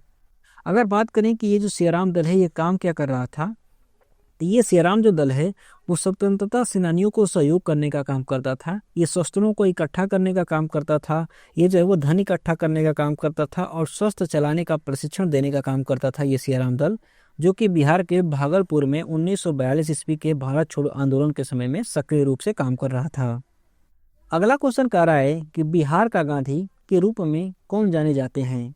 तो बिहार का गांधी कहा जाता है हमारे देश के पहले राष्ट्रपति डॉक्टर राजेंद्र प्रसाद को, इसीलिए जो ऑप्शन ए है ये बिल्कुल सही होगा। हमारे देश में जिस तरीके से ख्याति गांधी जी को मिली थी, वैसे बिहार में जो है वो डॉक्टर राजेंद्र प्रसाद जी को मिली थी। और डॉक्टर राजेंद्र प्रसाद जी का विचारधारा और गांधी जी का विचारधारा दोनों लोगों का सेम विचारधारा थी, इसीलिए डॉक्टर राजेंद्र प्रसाद जी को बिहार का गांधी कहा जाता है। अगला क्वेश्चन कह रहा है कि 1942 के आंदोलन में लोगों ने सियाराम सिंह की अगुवाई में कहां पर राष्ट्रीय सरकार की स्थापना की घोषणा की थी? तो 1947 में जब भारत छोड़ो आंदोलन चल रहा था, तो उस समय बिहार के भागलपुर में सियाराम दल सक्रिय रूप से काम कर रहा था, और यहाँ पर इसने जो है वो आज़ादी की घोषणा कर दी थी, और यहाँ पर जो है वो राष्ट्रीय सरकार बनाने की घोषणा की गई थी सियाराम सिंह के द्वारा, इसीलिए जो ऑप्शन बी में दिया है भागलपुर ये बिल्कुल सही होगा। अगला क्वेश्चन कह रहा है कि 1857 के विद्रोह के दौरान ब्रिटिश सेना के किस सेनापति को कुंवर सिंह के विरुद्ध भेजा गया था? तो हमारे देश में जब 1857 की क्रांति हुई थी, तो उस समय बिहार से इस क्रांति का नेतृत्व कुंवर सिंह कर रहे थे, और इनको कंट्रोल करने के लिए अंग्रेजों के द्वारा ले ग्रांड को भेजा गया था। इसको तो ले ग्रांड इनका जो सेनापति था उसको भेजा गया था, और ले ग्रांड का कहीं पर भी किसी भी ऑप्शन में नाम नहीं दिया गया है, इसीलिए उपरोक्त में से कोई नहीं वाला जो ऑप्शन ई है ये बिल्कुल सही होगा। अगर हम बात करें 1857 की क्रांति का, तो उस समय कुंवर सिंह जो है वो आज के समय का जो आजमगढ़ जिला है यूपी का, जो आजमगढ़ जिला है यूपी का, इस पर इन्होंने अधिकार कर लिया था, इसको इन्होंने आज़ाद घोषित कर दिया। जब अंग्रेजों को पता चला तो इन्होंने जो है वो अपने सेनापति ले ग्रांड को भेजा कि जाओ और तुम कुंवर सिंह को कंट्रोल करो। जब ये कुंवर सिंह के पास यहाँ पर आजमगढ़ पहुंचा ले ग्रांड, तब तक कुंवर सिंह जो है वो बक्सर पहुंच गए थे। फिर ये जो है वो इनका पीछा करते हुए बक्सर आया। जब बक्सर आया तो ये जो है वो जगदीशपुर पहुंच गए अपने गांव में, और ये जो है वो फिर इनका पीछा करते हुए जगदीशपुर पहुंचा, और जगदीशपुर के ही पास में यहाँ पर 23 जुलाई 1858 ईस्वी को कुंवर सिंह और ले ग्रांड के बीच में यहाँ पर लड़ाई हुई, जिसमें कि कुंवर सिंह जो है वो बुरी तरीके से घायल हो गए। और 3 दिन के बाद 26 जुलाई 1858 ईस्वी को कुंवर सिंह की मृत्यु हो गई।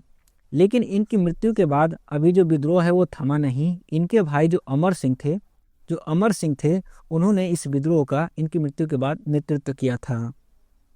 अगला क्वेश्चन कह रहा है कि इनमें से किस महिला ने बिहार में नमक सत्याग्रह में सक्रिय रूप से भाग लिया था। तो बिहार में जो नमक सत्याग्रह चला था 1930 ईस्वी में, इसमें भाग लेने वाली महिलाओं में मीरा देवी भी थीं, हसन इमाम भी थीं और गौरी दास भी थीं। मतलब कि तीनों के तीनों जो ऑप्शन दिए गए हैं ए, बी और सी, तीनों के तीनों सही हैं। इसीलिए उपयुक्त में से एक से अधिक वाला जो ऑप्शन डी है ये बिल्कुल सही होगा। अगर हम लोग नमक सत्याग्रह की बात करें तो नमक सत्याग्रह की शुरुआत कब हुई थी, तो इसकी शुरुआत जो है वो 6 अप्रैल को हुई थी। 6 अप्रैल 1930 ईस्वी को इसकी शुरुआत की गई थी महात्मा गांधी के द्वारा। लेकिन बिहार में ये जो है वो 16 अप्रैल को शुरू हुआ, और ये जो है वो बिहार के 2 जिलों में प्रमुख रूप से चला था। 2 जिले कौन कौन से थे, तो एक जिला था सारण जिला और दूसरा था चंपारण। इन 2 जगहों पर यह प्रमुख रूप से नमक सत्याग्रह चला था। और इसका नेतृत्व किसके द्वारा किया गया, तो इसका नेतृत्व जो है वो बिपिन बिहारी वर्मा के द्वारा किया गया था। किसके द्वारा, तो जो बिपिन बिहारी वर्मा हैं इनके द्वारा इसका नेतृत्व किया गया था। और इसमें महिलाओं ने बढ़ चढ़ कर भाग लिया था। महिलाओं की बात करें कौन कौन सी थीं, तो इनमें मीरा देवी थीं, हसन इमाम थी, गौरी दास थीं, और इनके अलावा 2 और नाम आपको याद रखना है। एक है चंद्रावती देवी और दूसरी हैं कमलेश्वरी देवी। ये 5 महिलाएं जो हैं वो इसमें बढ़ चढ़ कर के भाग लिया था, इसीलिए ये दोनों नाम भी आप याद में रखिएगा। अगला क्वेश्चन कह रहा है कि असहयोग आंदोलन के दौरान किसने बिहार में किसानों की अगुवाई की थी। तो जब असहयोग आंदोलन चल रहा था तो उस समय बिहार के किसानों की अगुवाई जो है वो स्वामी विद्यानंद के द्वारा किया गया था, इसीलिए जो ऑप्शन बी है ये बिल्कुल सही होगा। अगर हम लोग असहयोग आंदोलन की बात करें, जो असहयोग आंदोलन है इसकी शुरुआत 1 अगस्त 1920 ईस्वी को महात्मा गांधी के द्वारा की गई थी। और महात्मा गांधी जो है वो इस आंदोलन को पूरे भारत में चला रहे थे। इन्होंने कहा कि जितने भी लोग अंग्रेजों का सहयोग कर रहे हैं उनके कामों को करने के लिए, वो सारे लोग उनका सहयोग करना छोड़ दें, जिसकी वजह से अंग्रेजों का काम रुक जाएगा और अंग्रेज जो है वो हमारी बात मानने को तैयार हो जाएंगे।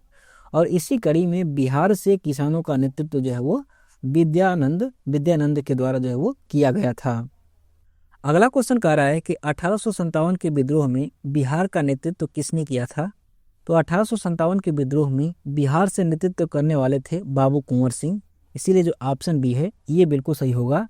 ये क्वेश्चन जो है वो कई बार रिपीट हो चुका है, आपको अच्छे से ध्यान में आ चुका होगा कि 1857 की क्रांति का बिहार से नेतृत्व किसने किया था, तो वो किए थे बाबू कुंवर सिंह। अगला क्वेश्चन कह रहा है कि बिहार यूथ लीग का गठन कब हुआ था। तो बिहार यूथ जो लीग है इसका गठन हुआ था 1928 ईस्वी में, इसीलिए जो ऑप्शन बी है ये बिल्कुल सही होगा।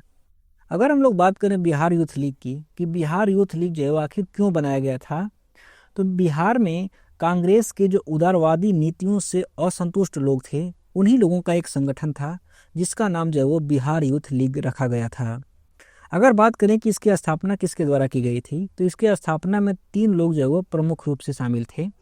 ये 3 लोग कौन कौन से थे, तो एक नाम है जयप्रकाश नारायण का। कौन थे, एक थे जयप्रकाश नारायण, दूसरे थे सत्येंद्र नारायण सिन्हा दूसरे थे सत्येंद्र नारायण सिन्हा और तीसरे नाम थे बिहार के पहले मुख्यमंत्री श्री कृष्ण सिन्हा। कौन थे? तीसरे जो हैं वो श्री कृष्ण सिन्हा थे। इन 3 लोगों ने मिलकर के बिहार यूथ लीग का गठन किया था। लेकिन ये गठन जो है वो ये संगठन जो है वो ज़्यादा दिनों तक नहीं चला, सिर्फ 6 साल ही बीते थे इसको। लेकिन और इसके बाद जो है वो 1934 ईस्वी में इसे अखिल भारतीय कांग्रेस सोशलिस्ट जो पार्टी थी उसमें इसको शामिल कर दिया गया और ये बिहार यूथ लीग जो है वो समाप्त हो गया था। अगला क्वेश्चन कह रहा है कि 6 अप्रैल 1930 को चंपारण में नमक सत्याग्रह का नेतृत्व किसने किया था? तो हमारे देश में जब नमक सत्याग्रह चल रहा था तो उस समय चंपारण से नमक सत्याग्रह का नेतृत्व कर रहे थे बिपिन बिहारी वर्मा जी। कौन थे?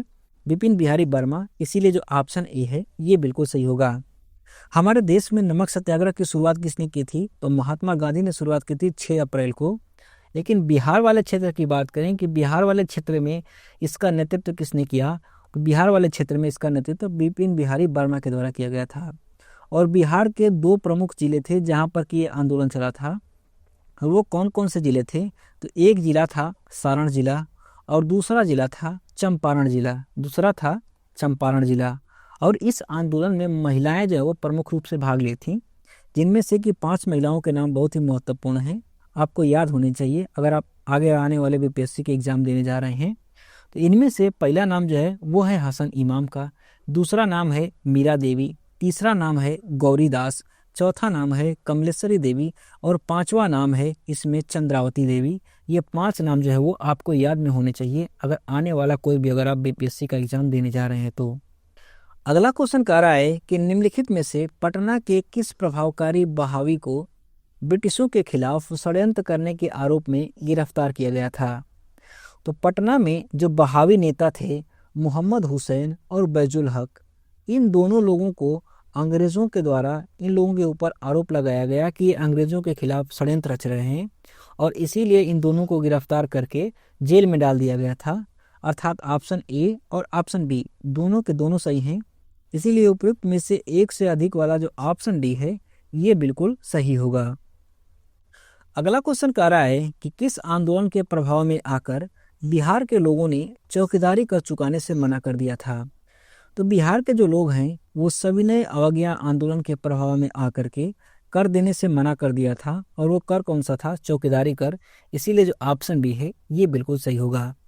अगर हम लोग बात करें चौकीदारी कर की कि आखिर चौकीदारी कर था क्या, तो अंग्रेजों के द्वारा गांव की सुरक्षा करने के लिए, क्षेत्र की सुरक्षा करने के लिए चौकीदार नियुक्त किए जाते थे और इन्हीं चौकीदारों को वेतन देने के लिए इन लोगों के ऊपर कर लगाया जाता था और उसी कर को जो है वो चौकीदारी कर कहा जाता था।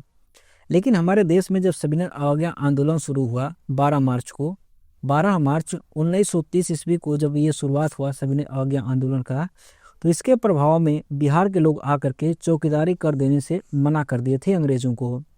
अगला क्वेश्चन कह रहा है कि पटना में 1857 के विद्रोह की अगुवाई किसने की थी? हमारे देश में जब 1857 की क्रांति हुई थी तो उस समय पटना से इसकी अगुवाई कर रहे थे मौलवी पीर अली खान। इसीलिए जो ऑप्शन ए है ये बिल्कुल सही होगा। अगर हम लोग पीर अली खान के बारे में बात करें तो ये बेसिकली यूपी के निवासी थे। यूपी का जो आजमगढ़ जिला है यहाँ के ये निवासी थे, लेकिन ये एक पुस्तक विक्रेता थे और इनकी दुकान जो है वो पटना में थी। कहाँ पर? पटना में। पटना का जो गुरहट्टा मोहल्ला है यहाँ पर इनकी पुस्तक की दुकान थी और इन्होंने यहीं से 1857 की क्रांति के समय में अंग्रेजों के खिलाफ इन्होंने विद्रोह किया था, जिसके चलते अंग्रेजों ने इन्हें 4 जुलाई 1857 को जो है वो इनको गिरफ्तार कर लिया था और मात्र 3 दिन के ही बाद 7 जुलाई को जो है वो इनको फांसी की सजा दे दी गई थी। अगला क्वेश्चन कह रहा है कि बिहार में सर्वप्रथम भारतीय राष्ट्रीय कांग्रेस का सत्र कहां पर आयोजित हुआ था? तो बिहार में पहला भारतीय राष्ट्रीय कांग्रेस का सत्र जो है वो बिहार के बांकीपुर में आयोजित हुआ था। इसीलिए जो ऑप्शन बी है ये बिल्कुल सही होगा। अगर एग्जामिनर आपसे ये पूछ ले कि बिहार राज्य का वर्तमान का कौन सा जिला है जहां पर कि भारतीय राष्ट्रीय कांग्रेस का पहला सत्र आयोजित हुआ था, तो वो जिला है पटना जिला। क्यों? क्योंकि जो बांकीपुर है ये पटना जिले के अंतर्गत आता है। इसीलिए कौन सा ऑप्शन सही होगा? तो वो होगा पटना ऑप्शन सही होगा। अगर बात करें कि ये कांग्रेस का किस वर्ष का अधिवेशन था? तो ये अधिवेशन था 1912 ईस्वी का। कौन सा था? 1912 ईस्वी का। और आपको याद होगा कि जो बिहार राज्य है ये बना था बंगाल से अलग होकर के 22 मार्च 1912 ईस्वी को। और इसी साल जो है वो कांग्रेस का पहला अधिवेशन भी हुआ था। और कहाँ पर हुआ था? तो ये हुआ था बिहार के बांकीपुर में, जो कि पटना जिले के अंतर्गत आता है। अगला क्वेश्चन कह रहा है कि सन 1942 ईस्वी में भारत छोड़ो आंदोलन में बिहार के नेताओं का महत्वपूर्ण योगदान रहा था। बिहार के कौन से प्रमुख नेता बिहार केसरी के नाम से जाने जाते थे और उन्होंने भारत छोड़ो आंदोलन में सक्रिय रूप से भाग लिया था? तो वो कौन नेता थे बिहार के, जिन्हें के बिहार केसरी के नाम से जाना जाता था? तो वो थे बिहार के पहले मुख्यमंत्री श्री कृष्ण सिंह। इसीलिए जो ऑप्शन बी है ये बिल्कुल सही होगा। और ये जो बिहार केसरी हैं ये बिहार के पहले मुख्यमंत्री बने थे। और अब तक बिहार में कुल 23 मुख्यमंत्री बन चुके हैं। और 23वें मुख्यमंत्री कौन हैं? तो 23वें मुख्यमंत्री जो है वो नीतीश कुमार, जो कि वर्तमान में बिहार के मुख्यमंत्री हैं। अगला क्वेश्चन कह रहा है कि 1937-38 के दौरान बिहार में बर्खास्त आंदोलन किसके द्वारा आयोजित किया गया था? तो बिहार में जो बर्खास्त आंदोलन हुआ था इसका आयोजन स्वामी सहजानंद सरस्वती के द्वारा किया गया था। इसीलिए जो ऑप्शन सी है ये बिल्कुल सही होगा। अगर हम लोग बात करें बर्खास्त आंदोलन की, तो जो बर्खास्त आंदोलन था बेसिकली ये एक किसान आंदोलन था। कैसा आंदोलन था? किसान आंदोलन था। किसानों के द्वारा जो है वो अंग्रेजों के खिलाफ किया गया था। और इसमें हुआ क्या, क्योंकि इस दौरान 37-38 के दौरान अंग्रेजों के द्वारा क्या किया गया कि किसान जो अपनी भूमि पर खेती करते थे उनकी भूमि को लेकर के इसे जमींदारों को दे दिया जाता था। और इससे जो है वो जमींदारों से कर वसूला जाता था अंग्रेजों के द्वारा। इसीलिए इसी के विरोध में जो है वो आंदोलन चलाया गया, जिसका नाम जो है वो बर्खास्त आंदोलन रखा गया था। बेसिकली जो बर्खास्त शब्द होता है इसका अर्थ ही यही होता है कि स्वयं के द्वारा जोती गई जो भूमि है उसी को बर्खास्त कहा जाता है। और इसी के लिए जो है वो आंदोलन हुआ था, इसीलिए इसका नाम जो है वो बर्खास्त आंदोलन रखा गया, जिसका नेतृत्व जो है वो स्वामी सहजानंद सरस्वती ने किया था। अगला क्वेश्चन कह रहा है कि बिहार का वह रसोइया जिसने 1917 में महात्मा गांधी की हत्या के प्रयास को विफल कर उनके भोजन में मिले जहर से उनकी जान बचाई थी, वो कौन था? तो वो रसोइया था बटक मियाँ। कौन थे? बटक मियाँ थे। इसीलिए जो ऑप्शन बी है ये बिल्कुल सही होगा। अच्छा, बटक मियाँ ने कहाँ पर इनकी जान बचाई थी? तो इन्होंने चंपारण में बचाई थी। क्योंकि आपको अच्छे से पता है कि 1917 में महात्मा गांधी जो है वो बिहार के चंपारण में गए थे, नील किसान जो थे उनके साथ में वहाँ पर आंदोलन करने के लिए। जब ये वहाँ पर गए तो जो वहाँ पर नील का मिल मालिक था उसने महात्मा गांधी को भोजन पर बुलाया कि आइए भोजन पर हम लोग डिस्कशन करते हैं इस चीज़ को लेकर के, नील की खेती को लेकर के। जब महात्मा गांधी वहाँ पर गए तो साजिश किया गया कि महात्मा गांधी को इनके खाने में जहर दे करके मार दिया जाए। लेकिन उसी रसोइये में ये बटक मियाँ काम करते थे, तो ये बात इनको पता चल गई और ये बात जो है वो इन्होंने राजेंद्र प्रसाद को बता दी। और राजेंद्र प्रसाद जी ने गांधी जी को भोजन खाने से मना कर दिया था, जिससे कि यहाँ पर गांधी जी की जान बच गई थी। गांधी जी की जान तो यहाँ पर बच गई, लेकिन जो बटक मियाँ हैं इनको बहुत ही प्रताड़ित किया गया था। इनको काम से निकाल दिया गया और काम के अलावा इनको जो है वो गांव से भी बाहर यहाँ पर निकाल दिया गया था।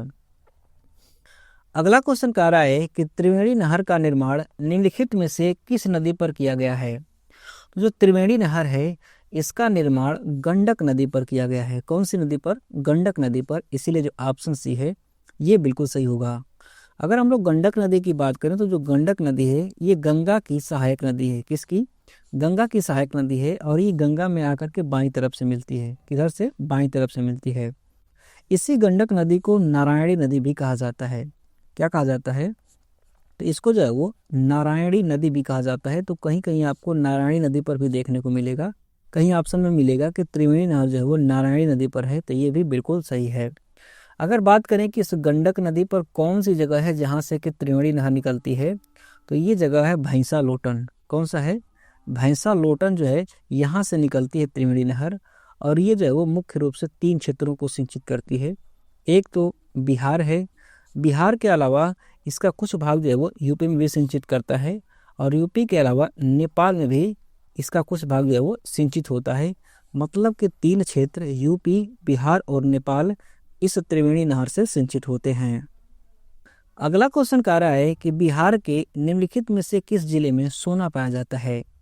तो बिहार का जो जमुई जिला है यहाँ पर सोने की खदानें हैं, यहाँ से सोना निकलता है, इसीलिए जो ऑप्शन डी है ये बिल्कुल सही होगा।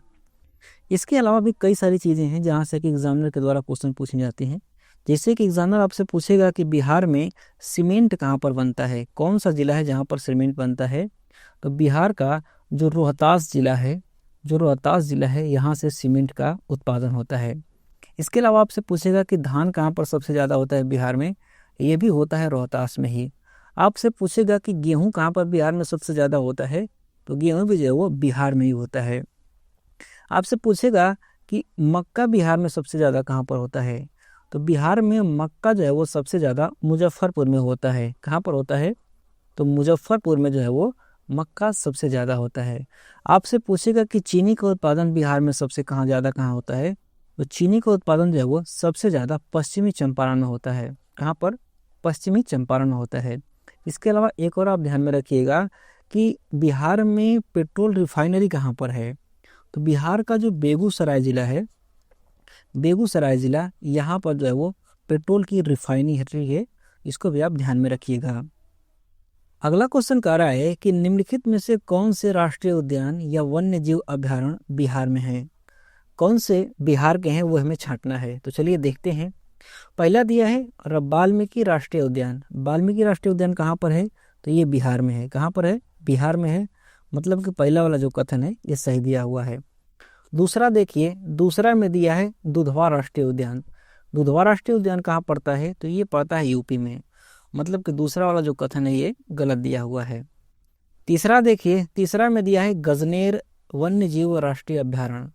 ये गजनेर वन्य जीव राष्ट्रीय अभ्यारण्य कहाँ पर पड़ता है, तो जो गजनेर है ये पड़ता है राजस्थान में। कहाँ पर, राजस्थान में पड़ता है। मतलब जो तीसरा वाला कथन है ये भी गलत दिया हुआ है। चौथा देखिए, चौथा में दिया है भीम बांध वन्य जीव अभ्यारण्य। जो भीम बांध वन्य जीव अभ्यारण्य है ये कहाँ पर पड़ता है, तो ये पड़ता है बिहार में। कहाँ पर, बिहार में। मतलब कि 1 और 4 ये दोनों सही हैं, बाकी 2 और 3 गलत दिया हुआ है। और 1 और 4 दिया है ऑप्शन ए में, 1 में, इसीलिए जो ऑप्शन ए है ये बिल्कुल सही होगा। अगला क्वेश्चन कह रहा है कि कब बिहार पहली बार ब्रिटिश शासित भारत के तहत बंगाल प्रेसिडेंसी से अलग हुआ था। तो बिहार राज्य जो है वो बंगाल प्रेसिडेंसी से 1912 ईस्वी में अलग हुआ था, इसीलिए जो ऑप्शन ए है ये बिल्कुल सही होगा।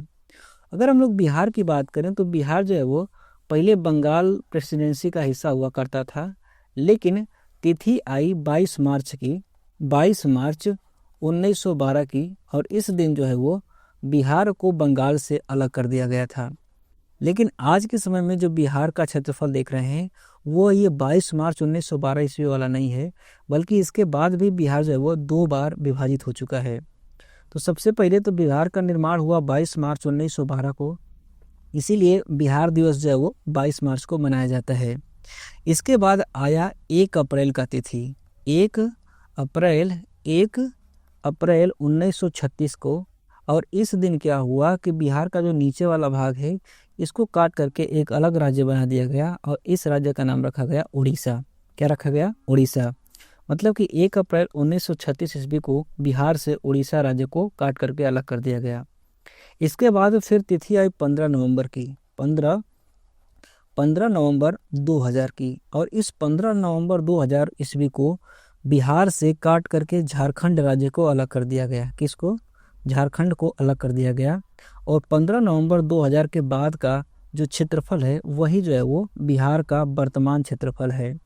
अर्थात बिहार बना था 22 मार्च 1912 का, लेकिन वर्तमान का जो क्षेत्रफल है बिहार का ये निर्मित हुआ था 15 नवंबर 2000 ईस्वी को। अगला क्वेश्चन कह रहा है कि भारतीय हस्तशिल्प के संदर्भ में बिहार में सुजनी क्या है। तो अगर हम लोग सुजनी की बात करें भारतीय हस्तशिल्प के संबंध में, तो सुजनी एक प्रकार की कढ़ाई होती है। क्या होती है, कपड़ों पर की जाने वाली कढ़ाई होती है, इसीलिए जो ऑप्शन सी है ये बिल्कुल सही होगा। अगर सुजनी की बात करें हम लोग कि सुजनी में बेसिकली में होता क्या है, तो जो पुराने कपड़े होते हैं, कई सारे पुराने कपड़ों को जोड़ करके उनको एक डिज़ाइन में सिल दिया जाता है महिलाओं के द्वारा, इसी को जो है वो सुजनी की कढ़ाई कहा जाता है। और ये बिहार के किस क्षेत्र में प्रचलित है? तो बिहार का जो मुजफ्फरपुर जिला है यहाँ का ये प्रचलित एक कढ़ाई है, जिसे कि जीआई टैग भी मिला हुआ है। इसको जीआई टैग भी मिला हुआ है, इसको आप ध्यान में रखिएगा। अगला क्वेश्चन कह रहा है कि बिहार में विक्रमशिला विश्वविद्यालय के संबंध में निम्नलिखित कथनों पर विचार कीजिए। अर्थात बिहार में जो विक्रमशिला विश्वविद्यालय था, इसके संबंध में कौन सा कथन गलत दिया हुआ है वो हमें छांटना है। तो चलिए देखते हैं। पहला कथन दिया है कि यह बिहार के वर्तमान बांका जिला में स्थित है। क्या ये बांका जिला में स्थित है विक्रमशिला विश्वविद्यालय? तो ये गलत है। क्यों? क्योंकि ये बांका जिला में स्थित नहीं है, बल्कि ये जो है वो भागलपुर जिले में स्थित है। कहाँ पर? तो बिहार का जो भागलपुर जिला है यहाँ पर स्थित है विक्रमशिला विश्वविद्यालय। मतलब कि जो कथन एक है ये गलत दिया हुआ है। क्या दिया है? गलत दिया हुआ है। दूसरा कथन देखिए, इसमें दिया है कि इसकी स्थापना पाल वंश के राजा गोपाल प्रथम ने की थी। तो ये भी गलत है, क्योंकि इसकी स्थापना जो है वो पाल वंश के राजा ने किया था, लेकिन उसका नाम गोपाल प्रथम नहीं था, बल्कि उसका नाम जो है वो नरेश धर्मपाल था। क्या था? उसका नाम जो है वो नरेश धर्मपाल था, न कि गोपाल प्रथम। इसीलिए जो दूसरा वाला कथन दिया है ये भी क्या है? तो ये भी गलत दिया हुआ है। तीसरा देखिए, तीसरा वाला कथन दिया है कि बौद्ध धर्म का वज्रायन संप्रदाय यहाँ पर फला फूला था। तो ये बिल्कुल सही है, क्योंकि जो बौद्ध धर्म का वज्रायन संप्रदाय है वो यहीं पर फला फूला था। वज्रायन बेसिकली जो महायान संप्रदाय था बौद्ध धर्म का, जो महायान था उसी को वज्रायन भी कहा जाता है। तो आपको कहीं कहीं महायान देखने को मिलेगा, कहीं वज्रायन देखने को मिलेगा, दोनों बात एक ही है कि जो महायान संप्रदाय है वो यहाँ पर फला फूला था। इसीलिए जो तीसरा वाला कथन है ये बिल्कुल सही दिया हुआ है। चौथा वाला कथन देखिए, चौथा वाला कथन कह रहा है कि यहाँ खगोल विज्ञान, तर्कशास्त्र, कानून, व्याकरण और दर्शन जैसे अन्य विषय भी पढ़ाए जाते थे। तो ये भी बिल्कुल सही है। यहाँ पर खगोल शास्त्र, तर्कशास्त्र, कानून, व्याकरण सबकी पढ़ाई होती थी। मतलब कि चौथा वाला जो कथन दिया है ये भी सही दिया है। और ये पूछ रहा है कौन सा कथन गलत दिया हुआ है? तो 1 और 2 ये दोनों गलत दिए हुए हैं, और 1 और 2 ऑप्शन दिया है सी में, इसीलिए जो ऑप्शन सी है ये बिल्कुल सही होगा। अगला क्वेश्चन कह रहा है कि बिहार सरकार ने किस वर्ष तक कार्बन उत्सर्जन कम कर बिहार राज्य को प्रदूषण मुक्त बनाने की योजना बनाई है? तो बिहार सरकार जो है वो बिहार को प्रदूषण मुक्त बनाने की योजना इसने बनाई है। इसने कि 2040 में बिहार को प्रदूषण मुक्त किया जाएगा। अर्थात बिहार में 2040 तक जो है वो नेट जीरो कार्बन उत्सर्जन का लक्ष्य रखा गया है। और यहाँ पर देखिए ऑप्शन सी में यहाँ पर 2030 लिखा हुआ है, ये गलत ऑप्शन लिखा गया है। यहाँ पर 2040 होना चाहिए, इसलिए जो ऑप्शन सी है ये सही होगा कि बिहार सरकार ने 2040 ईस्वी तक नेट जीरो कार्बन का लक्ष्य रखा हुआ है। अगला क्वेश्चन कह रहा है कि 1913 में पटना में अनुशीलन समिति की एक शाखा की स्थापना किसने की थी? तो पटना में अनुशीलन समिति की जो शाखा स्थापित की गई थी 1913 ईस्वी में, वो स्थापित किया था सचिंद्रनाथ सन्याल जी ने। इसीलिए जो ऑप्शन सी है ये बिल्कुल सही होगा। अगर हम लोग अनुशीलन समिति की बात करें तो जो अनुशीलन समिति है इसकी स्थापना जो है वो 1902 ईस्वी में की गई थी, लेकिन 1902 ईस्वी में इसे एक व्यायामशाला के रूप में स्थापित किया गया था। किस रूप में? इसको जो वो एक व्यायामशाला के रूप में स्थापित किया गया था। और ये जो व्यायामशाला थी वो बंकिम चंद्र के बताए गए मार्गों का अनुशीलन करती थी, इसीलिए इसका नाम जो है वो अनुशीलन समिति रखा गया था। लेकिन 1906 ईस्वी में इसका पुनर्गठन किया गया और इसको जो है वो अंग्रेजों के खिलाफ लड़ने वाली एक संस्था बना दी गई। 1906 ईस्वी में किसके द्वारा इसका पुनर्गठन किया गया था? तो 2 लोग थे, एक थे बरिंद्रनाथ घोष और दूसरे थे भूपेंद्रनाथ दत्त। कौन थे?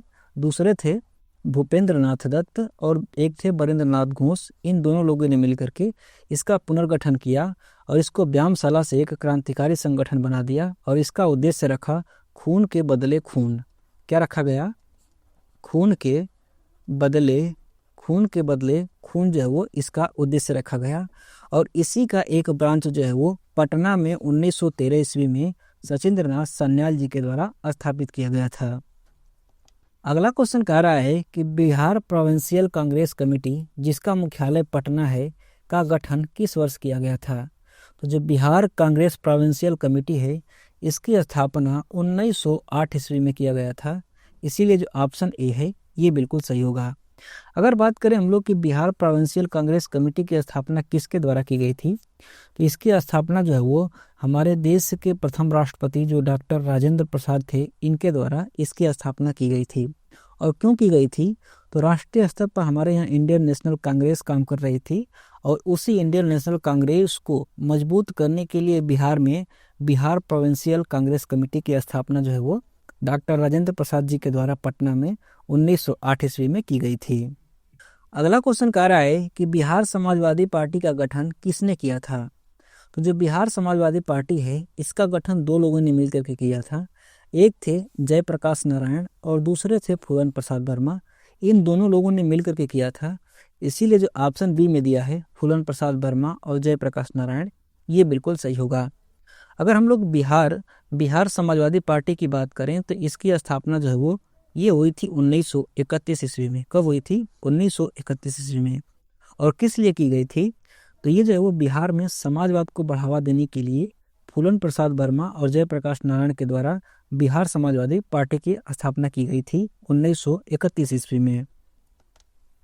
अगला क्वेश्चन कह रहा है कि बिरसा मुंडा द्वारा किसको कमांडर इन चीफ नियुक्त किया गया था?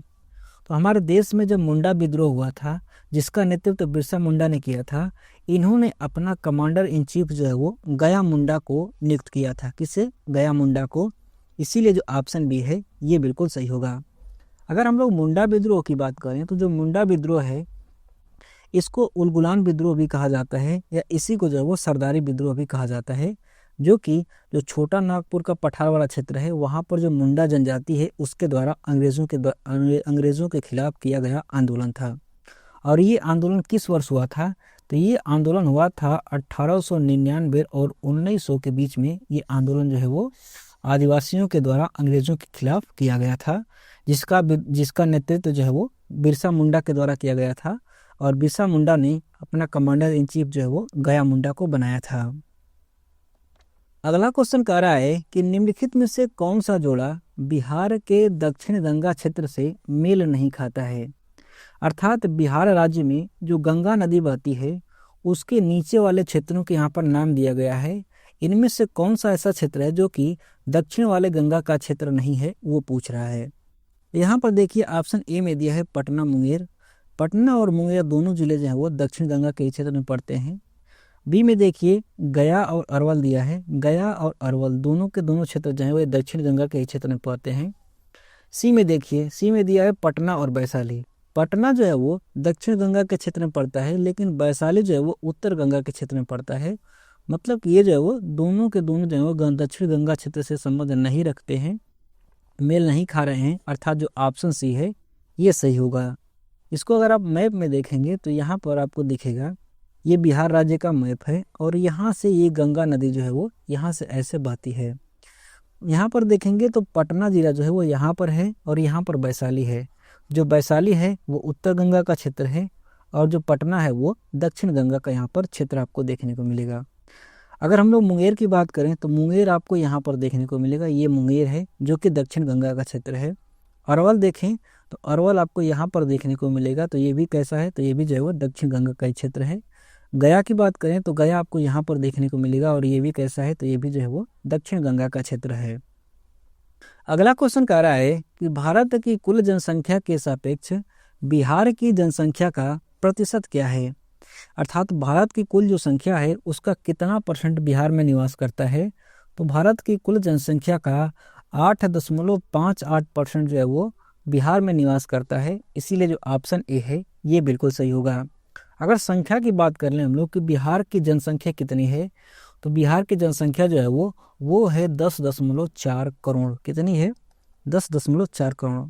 अच्छा, एक बात और आप ध्यान रखिएगा कि 8.5% भारत की कुल जनसंख्या का और 10 करोड़ जनसंख्या बिहार की, ये दोनों आंकड़ा जो है वो 2011 ईस्वी का जो जनगणना हुआ था उसके अनुसार है।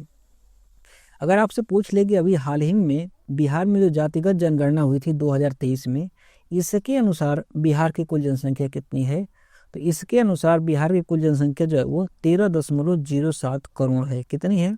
13.07 करोड़ जो है वो बिहार की वर्तमान जनसंख्या हो चुकी है।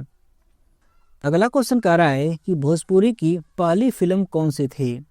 तो भोजपुरी भाषा की पहली जो फिल्म बनी थी वो बनी थी गंगा मैया तुहे पियरी चढ़ैबो। कौन सी थी? गंगा मैया तुहे पियरी चढ़ैबो। इसीलिए जो ऑप्शन ए है ये बिल्कुल सही होगा। अच्छा, ये जो फिल्म बनी थी गंगा मैया तुहे पियरी चढ़ैबो, ये कब रिलीज हुई थी? तो ये रिलीज हुई थी 1963 में। कब? 1963 ईस्वी में। और इसको डायरेक्ट किसने किया था? तो इसको डायरेक्ट किया गया था कुंदन कुमार के द्वारा। किसके द्वारा? कुंदन कुमार के द्वारा इसको डायरेक्ट किया गया था।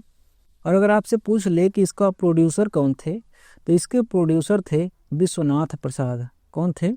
विश्वनाथ प्रसाद इसके प्रोड्यूसर थे और डायरेक्टर थे कुंदन कुमार। और ये रिलीज हुई थी 1963 ईस्वी में।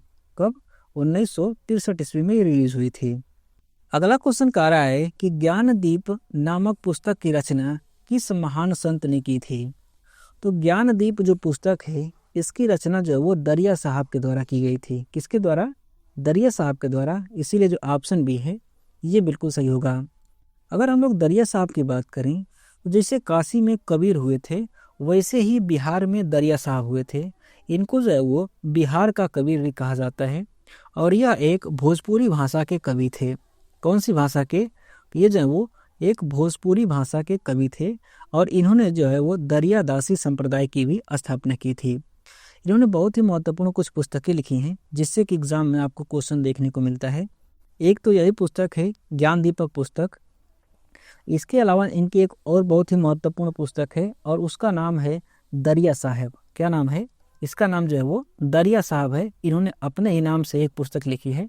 बेसिकली ये जो दरिया साहब है ना, ये इनकी आत्मकथा है। क्या है? ऑटोबायोग्राफी है जिसका नाम दरिया साहब है। और एक जो पुस्तक है वो है ज्ञानदीप। कौन सी है? ज्ञानदीप। और ये भोजपुरी भाषा के कवि थे।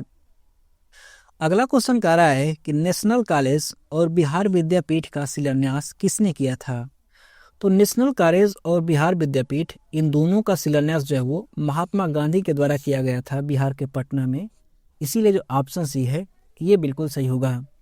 अगर हम लोग बिहार विद्यापीठ की बात करें तो जो बिहार विद्यापीठ है इसकी स्थापना की गई थी 6 फरवरी को। 6 फरवरी 1921 ईस्वी को जो है वो इसकी स्थापना हुई थी। आपको अच्छे से पता होगा कि हमारे देश में 1 अगस्त 1920 ईस्वी को गांधी जी के द्वारा असहयोग आंदोलन चालू किया गया था। और इसमें गांधी जी ने कहा कि देश भर में जितने भी लोग अंग्रेजों का उनके कामों में सहयोग कर रहे हैं उन लोगों को अंग्रेजों का सहयोग करना छोड़ देना चाहिए, उन्हें अपने कामों से इस्तीफा दे देना चाहिए।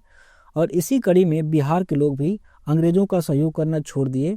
बिहार के जो जितने बच्चे थे वो लोग जो भी सरकारी स्कूलों में पढ़ा करते थे, अंग्रेजों के स्कूलों में पढ़ा करते थे, उन बच्चों ने भी अपना जो है वो स्कूल छोड़ दिया, जिसकी वजह से उनकी पढ़ाई बाधित हो गई थी।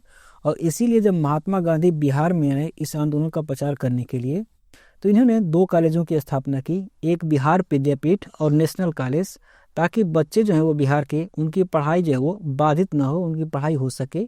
इसीलिए 6 फरवरी 1921 ईस्वी को महात्मा गांधी के द्वारा बिहार विद्यापीठ की स्थापना की गई थी।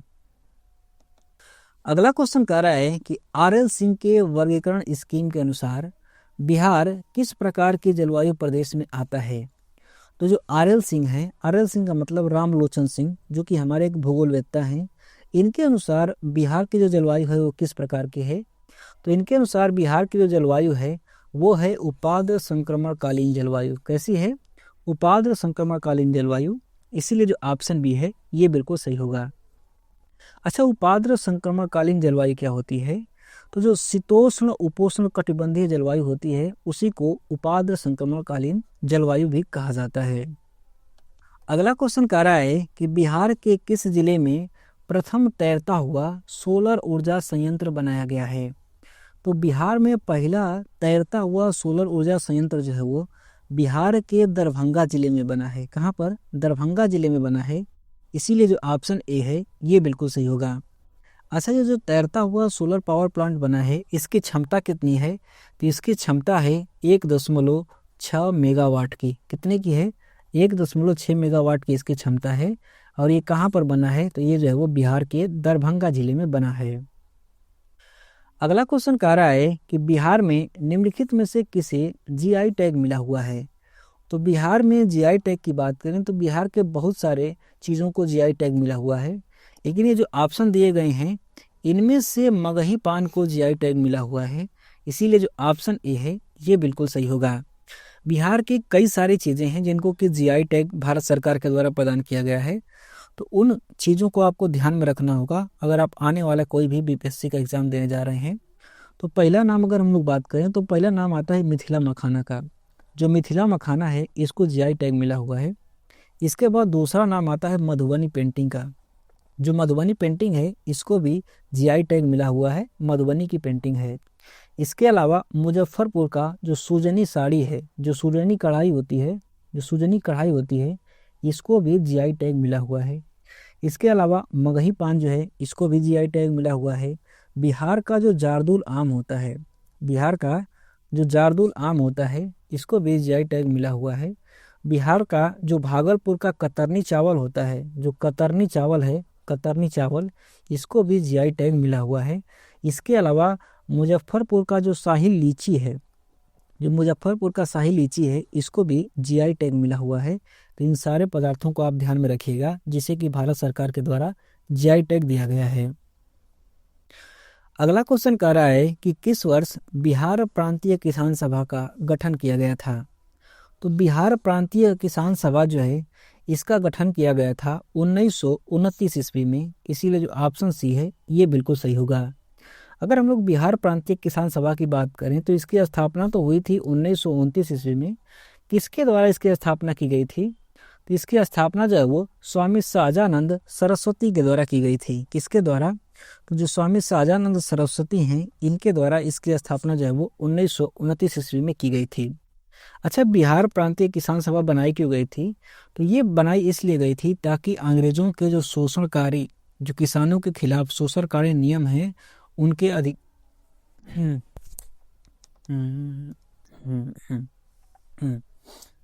अगला क्वेश्चन कह रहा है कि किस वर्ष बिहार प्रांतीय किसान सभा का गठन किया गया था। तो बिहार में बिहार प्रांतीय किसान सभा का गठन जो है वो 1929 ईस्वी में किया गया था, इसीलिए जो ऑप्शन सी है ये बिल्कुल सही होगा। अगर हम लोग बात करें बिहार प्रांतीय किसान सभा की तो इसका गठन किसके द्वारा किया गया था? तो इसका गठन जो है वो स्वामी सहजानंद सरस्वती के द्वारा किया गया था। किसके द्वारा? तो स्वामी सहजानंद सरस्वती के द्वारा इसका गठन किया गया था। किस वर्ष गठन किया गया? इसका गठन जो है वो 1929 ईस्वी में किया गया था। और इसका गठन क्यों किया गया था?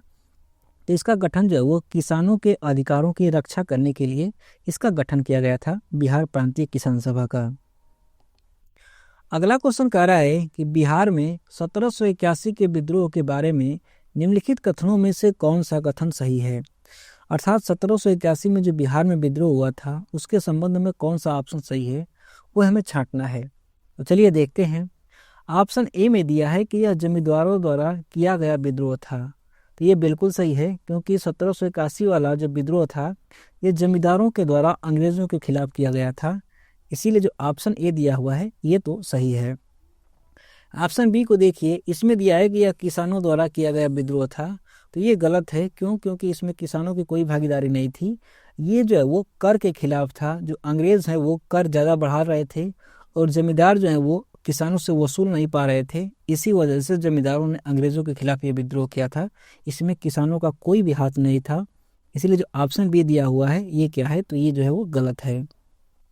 ऑप्शन सी को देखिए, इसमें दिया है कि अंग्रेज बिना किसी परेशानी के विद्रोह को कुचलने में सफल रहे थे। तो ये भी बिल्कुल सही बात है। बड़े ही आसानी से जो जमींदारों के द्वारा आंदोलन किया जा रहा था इसको अंग्रेजों के द्वारा कुचल दिया गया। मतलब कि जो ऑप्शन सी है ये भी सही दिया हुआ है। अर्थात ऑप्शन ए और ऑप्शन सी दोनों के दोनों सही हैं और उपर्युक्त में से एक से अधिक वाला ऑप्शन डी दिया गया है, इसीलिए जो ऑप्शन डी है ये बिल्कुल सही होगा। अगर हम लोग बात करें बिहार में 1781 के विद्रोह की, तो ये जो विद्रोह है इस विद्रोह का नेतृत्व किसके द्वारा किया गया था? तो इसमें 3 प्रमुख नेता थे। इनको आपको ध्यान में रखना होगा क्योंकि यहाँ से क्वेश्चन आपको देखने को मिलते हैं। पहले नेता थे अकबर अली खान। कौन थे? अकबर अली खान इसके पहले नेता थे।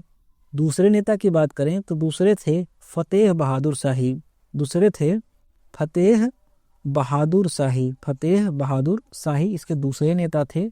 और एक नाम और आप ध्यान में रखिएगा, और वो नाम है राजा नारायण सिंह का। कौन थे? राजा नारायण सिंह। ये तीन लोग जो है वो इस आंदोलन का नेतृत्व कर रहे थे, जो कि अंग्रेजों के खिलाफ जमींदारों के द्वारा किया गया था।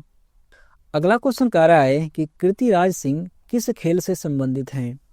तो जो बिहार की कीर्तिराज सिंह है, ये जो है वो भारोत्तोलन से संबंधित हैं। किससे? भारोत्तोलन से संबंधित हैं, वेट लिफ्टिंग से संबंधित हैं। इसीलिए जो ऑप्शन ए है ये बिल्कुल सही होगा।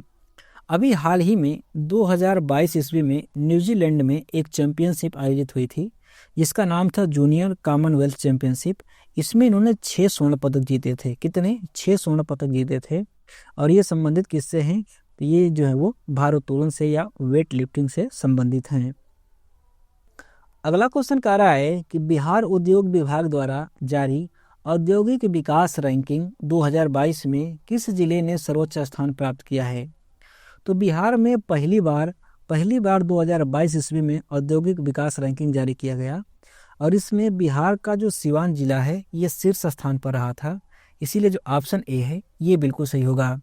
अगर हम लोग बात करें कि औद्योगिक विकास रैंकिंग में सिवान जिले को कितना नंबर मिला था, तो इसको मिला था 73.5 नंबर, अर्थात इसको 73.5 नंबर मिले थे। कितने में से? 100 नंबर में से। 100 नंबर में से 73.5 नंबर पा करके सिवान जो जिला है वो टॉप पर रहा था।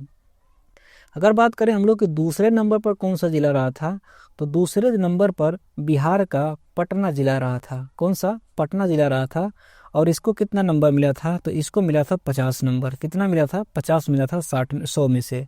100 में से 50 नंबर पटना जिले को मिला था, और 100 में से 73.5 नंबर जो है वो सिवान को मिला था। और सिवान जो है वो इस औद्योगिक विकास रैंकिंग में टॉप पर रहा था, और पटना जो है वो दूसरे नंबर पर है।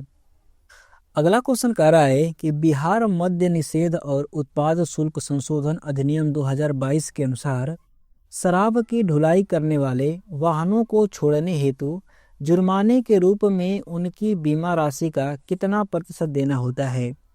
तो बिहार में अगर कोई भी वाहन शराब ढोते हुए पकड़ा गया, तो उसको जो है वो उसके अपने बीमा राशि का 10% जो है वो छुड़ाने के लिए जुर्माने के तौर पे देना पड़ता है।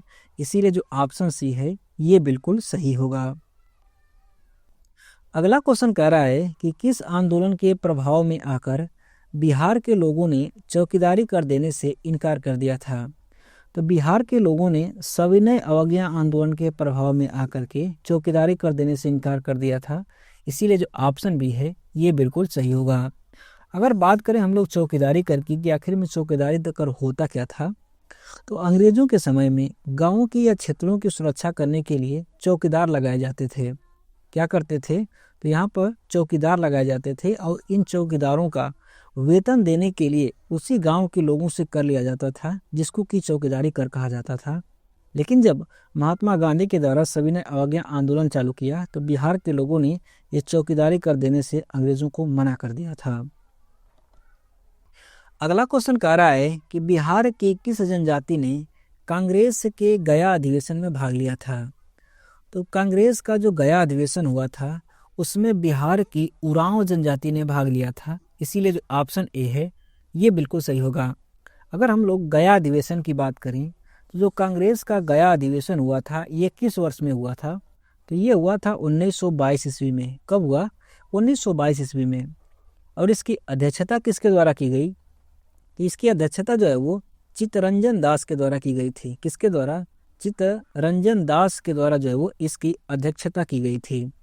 और इसी गया जो अधिवेशन हुआ था 2022 में, इसी में उरांव जनजाति के जो नेता थे ताना भगत, क्या नाम था इनका? इनका नाम था ताना भगत। यही ताना भगत जो है वो इसी अधिवेशन में शामिल हुए थे।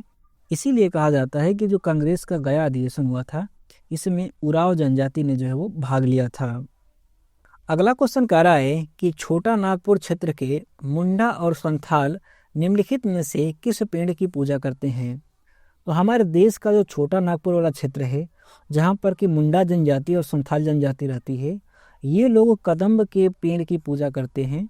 इसीलिए जो ऑप्शन सी है ये बिल्कुल सही होगा।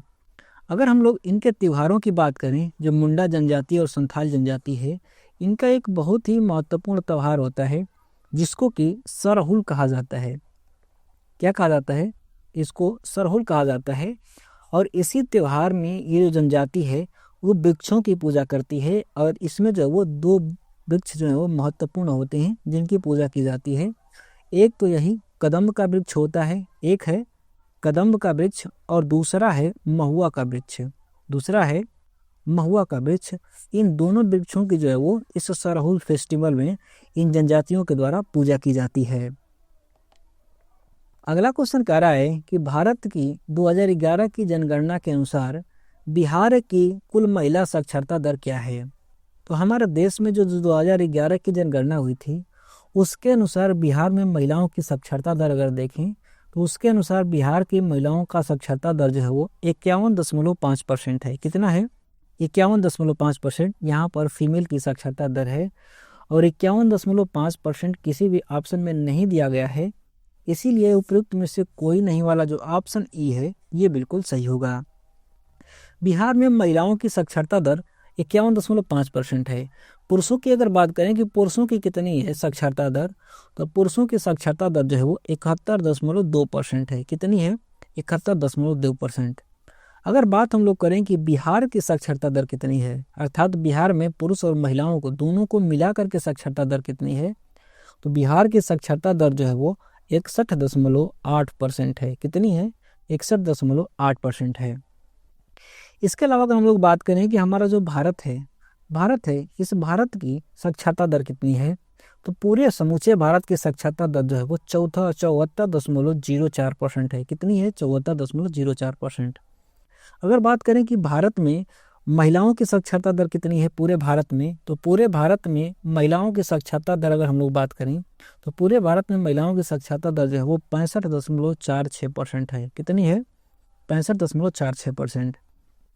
और पूरे भारत में पुरुषों की साक्षरता दर की बात करें तो पूरे भारत में 82.14% जो है वो पुरुष साक्षर हैं।